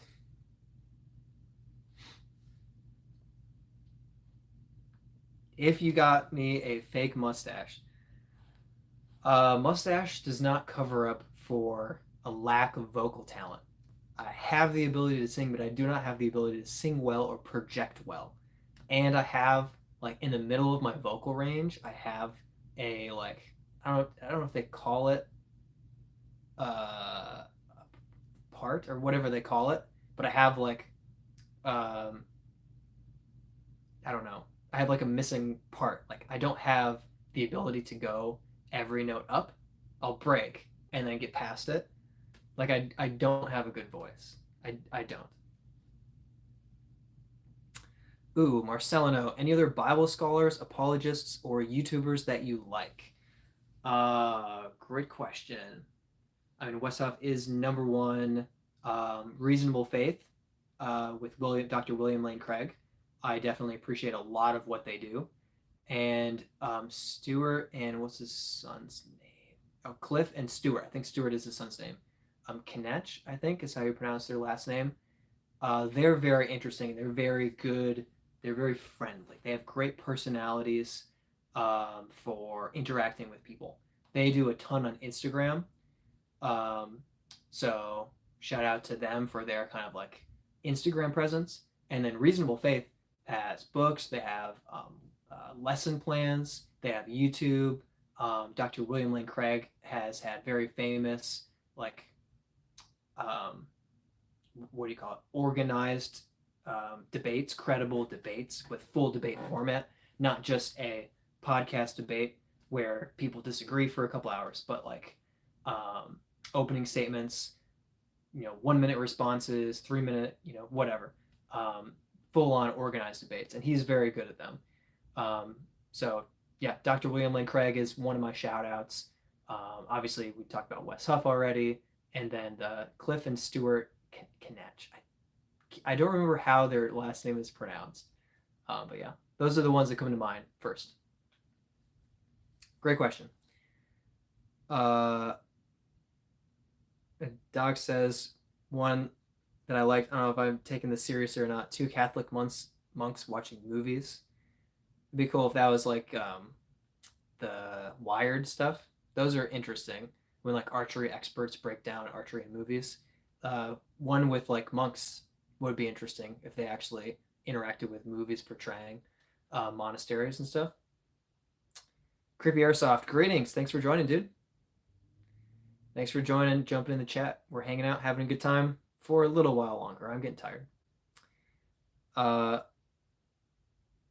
Marcelino, love William Lane Craig. Got to get him on Joe Rogan too. Yeah, I'm interested that he didn't get there before Wesley Huff, but obviously Wesley Huff was an immediate attention-grabbing thing. Dr. William Lane Craig has been consistently around for quite a long time, but I'm sure that he would take the opportunity if he had it.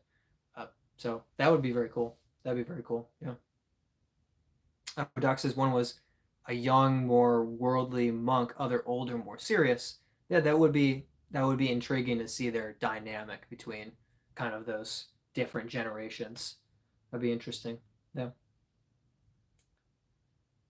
Yeah, that'd be cool. I'm getting there. I can do a little longer. I said I couldn't do 4 hours, and I can't do 4 hours. It's too long.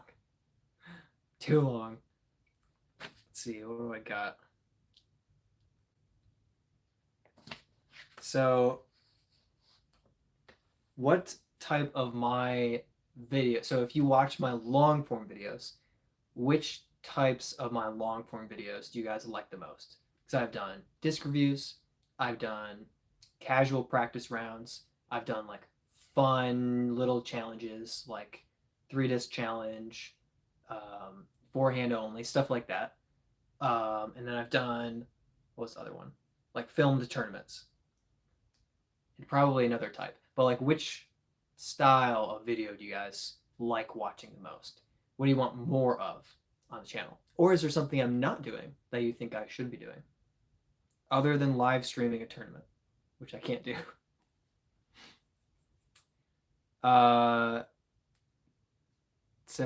gosh, monk soup. What would that be? All right, Doc. Then this isn't the long form. So this is the longest form, but I have 2 shorts, 2 YouTube shorts that I put out every day, and then a long form video every week. Obviously, the live stream is the longest form, but I'll with a long form video, I'm filming it and I'm putting 4 to 25 hours into editing that video for it to be a, tightly edited, fully put together, cohesive video versus a live stream where Luke writes all my questions up for me and has me ready and teed off to answer everything for 3 hours. It's very free form responding to you guys. So for a live stream, I put in like a half hour to an hour of prep, and then it's the live stream. But for the long form video, like I have my videos scheduled out till June, and I'm going out Monday or Tuesday and making sure I have everything filmed. And then Wednesday and Thursday, I'm editing everything. Sometimes I take Friday and put it out on Saturday. But yeah. Akaz, hello. Thanks for joining us. Glad you're here hanging out. Justin likes the leaderboard pushes. I haven't done a leaderboard push in a while. I think it'll be a minute before I can do them in Charlotte, just because the leaderboards are already going to be so dang good in Charlotte, and I just need more time to get familiar with the courses. But leaderboard pushes, I very much enjoy them, and I would love to bring those back. Yeah, maybe if I travel to a place where disc golf isn't as popular, I can find that leaderboard where there's not a great score on a layout, which is what one of the things I did in High Springs in Florida is the leaderboards weren't that amazing. But in Charlotte, everything's going to be right up near the top. So it'll take a lot for me to do a leaderboard push. Marcelino, have you played in other states? If so, which has been your favorite? What city are you based in? So I'm in Charlotte, North Carolina right now. But I've only been here for about 2 months. I played 3 years in Florida. So I love Florida, love the heat. I like the humidity. Like, I hate being cold. I hate having cold hands. I hate having really, really dry skin. So Florida was fantastic. I've played in Michigan. I've played Maple Hill. And I've played in Georgia a couple times. Michigan's beautiful. If I could play and enjoy myself year round, Michigan might be the best. Charlotte is very high quality and very challenging. But I like me a good Florida course. So Florida's been my favorite as far as long-term disc golf experience. But Charlotte is like, get better. You have to get better. And so it's good to challenge me. Doc says, I like disc reviews because if I want to buy one, I like to see how they fly for people. Yeah. Disc reviews, I am hoping to shift back into. Basically, in Florida, I had a connection with guys that were running local tournaments, and they were approaching me and saying, hey, a disc is coming out. Do you want to do the review for it? The Trail was my most successful video on my channel. They said, hey, do you want to do a review on the Trail? And I said, yes.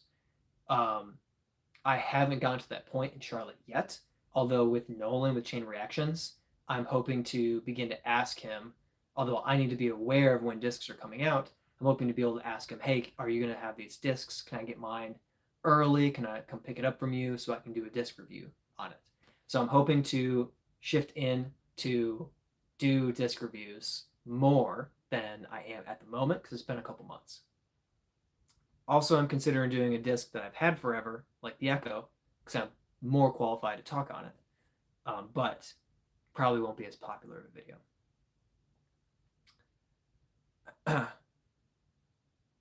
Andrew, Dujit says, had to come back just to say you should try a live stream out on the course. I knew it. I want to, I just can't. It's okay. All right, good. I'm not muted. It's you. For once, the it's not me, it's you is true. It's you, man. But I hope you figure out your audio. Yeah, just can't make that happen on the course. I love to. I love to live stream on the course. If I get unlimited data, I'll try it. Andrew says you should throw around, let your followers select the discs in the bag. That would be cool to watch. Yeah, that'd be fun.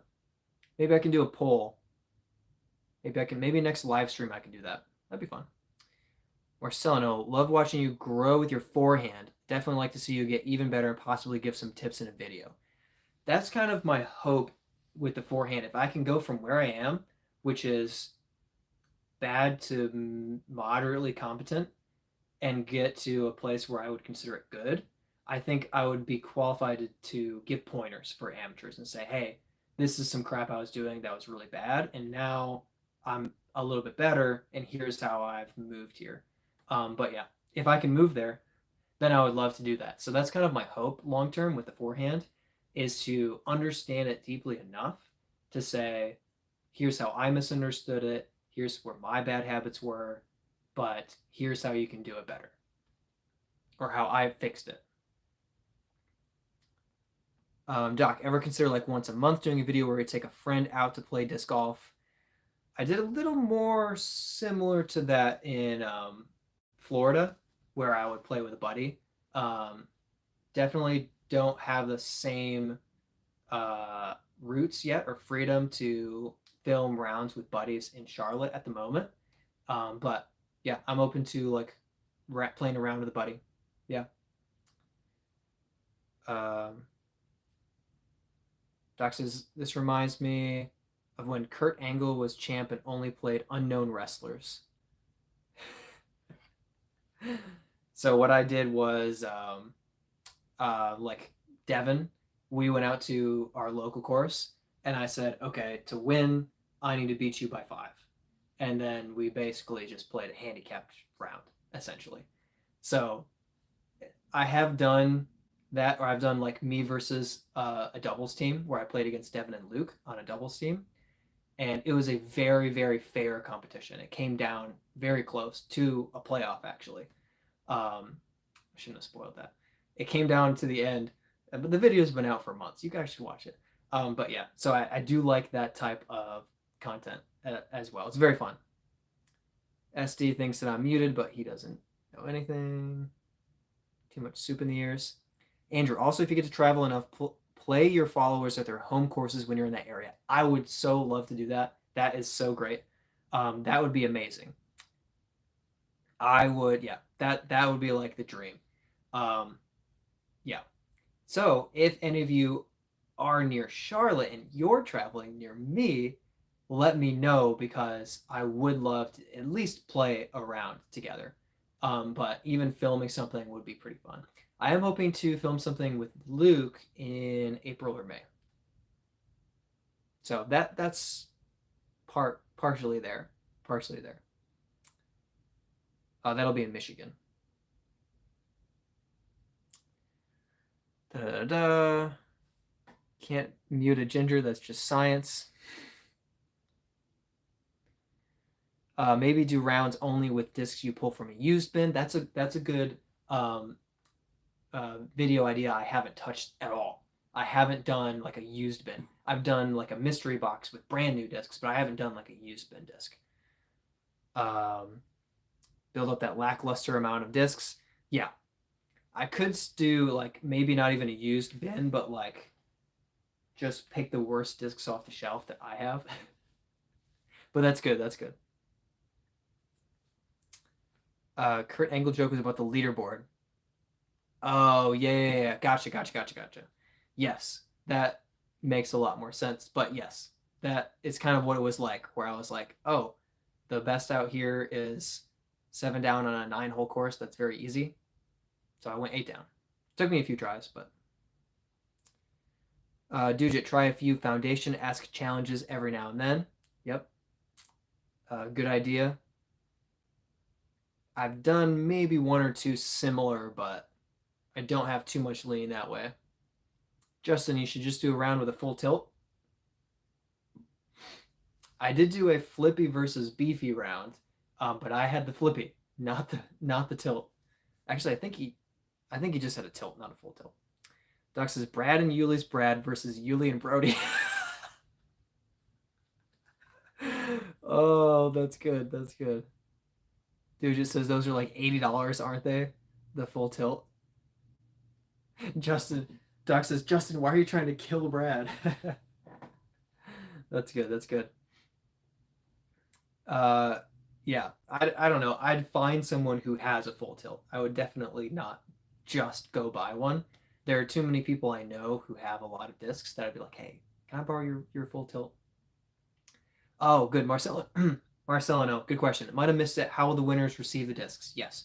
So basically, I will, tomorrow, once I have some free time, I will respond to your original comment on the giveaway video and say, hey, can you reach out to me on Instagram or Facebook? I'll ask you to send me a message. And then when you do that, I'll make sure that it's you. So I'll have you confirm on YouTube this, I just reached out to you with my Instagram. So we'll get that set up. And if you want to do that now, you can even send me a DM on Instagram or a message on Facebook. And that way I can confirm that it's you on YouTube. And then in the DM, you can tell me where to send the disc and I'll ship it to you. Good question. I like the idea of Brad playing a round only with discs his fans sent him. Oh, that's cool. I have 1 disc that a fan has sent me. So if I get a few more, I can do that video. Andrew, fortunately, I live in Minnesota and have several PDGA closes by, most notably Blue Ribbon Pines. Oh, nice. I'm going to throw that course a good 40 times this summer and be ready for me. Dude, that's awesome. Yeah, that's a great course. That's a good course. Minnesota. So I have not played in Minnesota. I've been in Minnesota, but I haven't played disc golf in Minnesota. But it's a beautiful state. Beautiful state. Patrick, live in Florida, just got home from the first DGPT tournament at Olympus. Dude, that's awesome. So happy the season has started. Putter only round versus local on local course with full bag. That's cool. I could do that. Putter only versus somebody. I'd have to pick somebody bad. Dude, that's awesome. Last year, I was able to spectate all of Olympus in person. So that's really cool that you were able to be there and experience that. That's awesome. And it's too bad I was living in Florida last year. No longer. But, oh gosh. Yeah, good idea. Putter only round. I don't think I've done a putter only round yet. It's good. I like that. And yeah, versus somebody with their full back. That'd be good. That'd be good. Brad's round would be 6 grooves and an end of a dragon. Because I'm pro Brad. Y'all who sent in grooves are just awful. That would be torturous. Good idea. Marcelo says putter only would be good. Yeah, that's good. I like the putter only. Doc says, by the way, anyone get a groove I can buy to send someone. Marcelo, forehand only round. Yeah, I'll do another. I just posted my forehand only round on Friday, and I'm going to try to work on the forehand over the course of a couple months, replay the same layouts, and try to beat that score by a good amount. And I think I'll be able to beat it. But yeah, you should, if you didn't, you should check that video out. I think I titled it I think I said, how bad is my forehand? I think that's the thumbnail. And then the title is like, my forehand needs some work, forehand only round, something like that. So if you haven't seen it, you should check it out. Aviation Nation says, hello, can you do me a massive favor? I'm guessing that it's something dirty and probably not, but Give it a shot. We'll see. Dude, you just take a proxy and you'll be fine. I'll take a Keystone or a Warden for a putter only. I do throw a Warden really, really dead straight. Pretty dead straight. I haven't been throwing Wardens recently. I've been throwing the Pixel and the Keystone. Keystone is getting a little flippy on me sometimes. But yeah, probably Warden. Probably Warden. Proxy is good disc though. Blaze, love my groove. Doc says, Blaze, I hope you know I'm joking. Groove is not for me, but no hate on any disc. Walk that one back real quick. Groove is a fun disc. Weird though. Just weird. Marcelino, I'll send you a DM on Instagram. Perfect. I'll try to download it because I haven't had it in a long time. Okay. That's fine. That's fine. Yeah, that'll work. And then basically I'll just respond to your YouTube comment and make sure that you respond with the YouTube account that won, that it's the correct Instagram. Doc Brad, what about a super class only around like Condor and other large diameter discs? So that's funny that you mentioned that because I do have this Makani, and I actually took second with the Makani in the Eagles Wings glow round at night.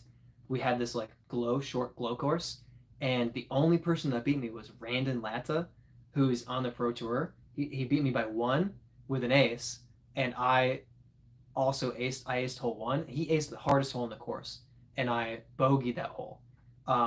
So I actually won a Shrike because I took second out of everybody. So like some wonky discs like the Makani, that would be pretty fun. That would be pretty interesting. So funny that you bring that up. You need a 200 G Condor and a 130 gram Condor.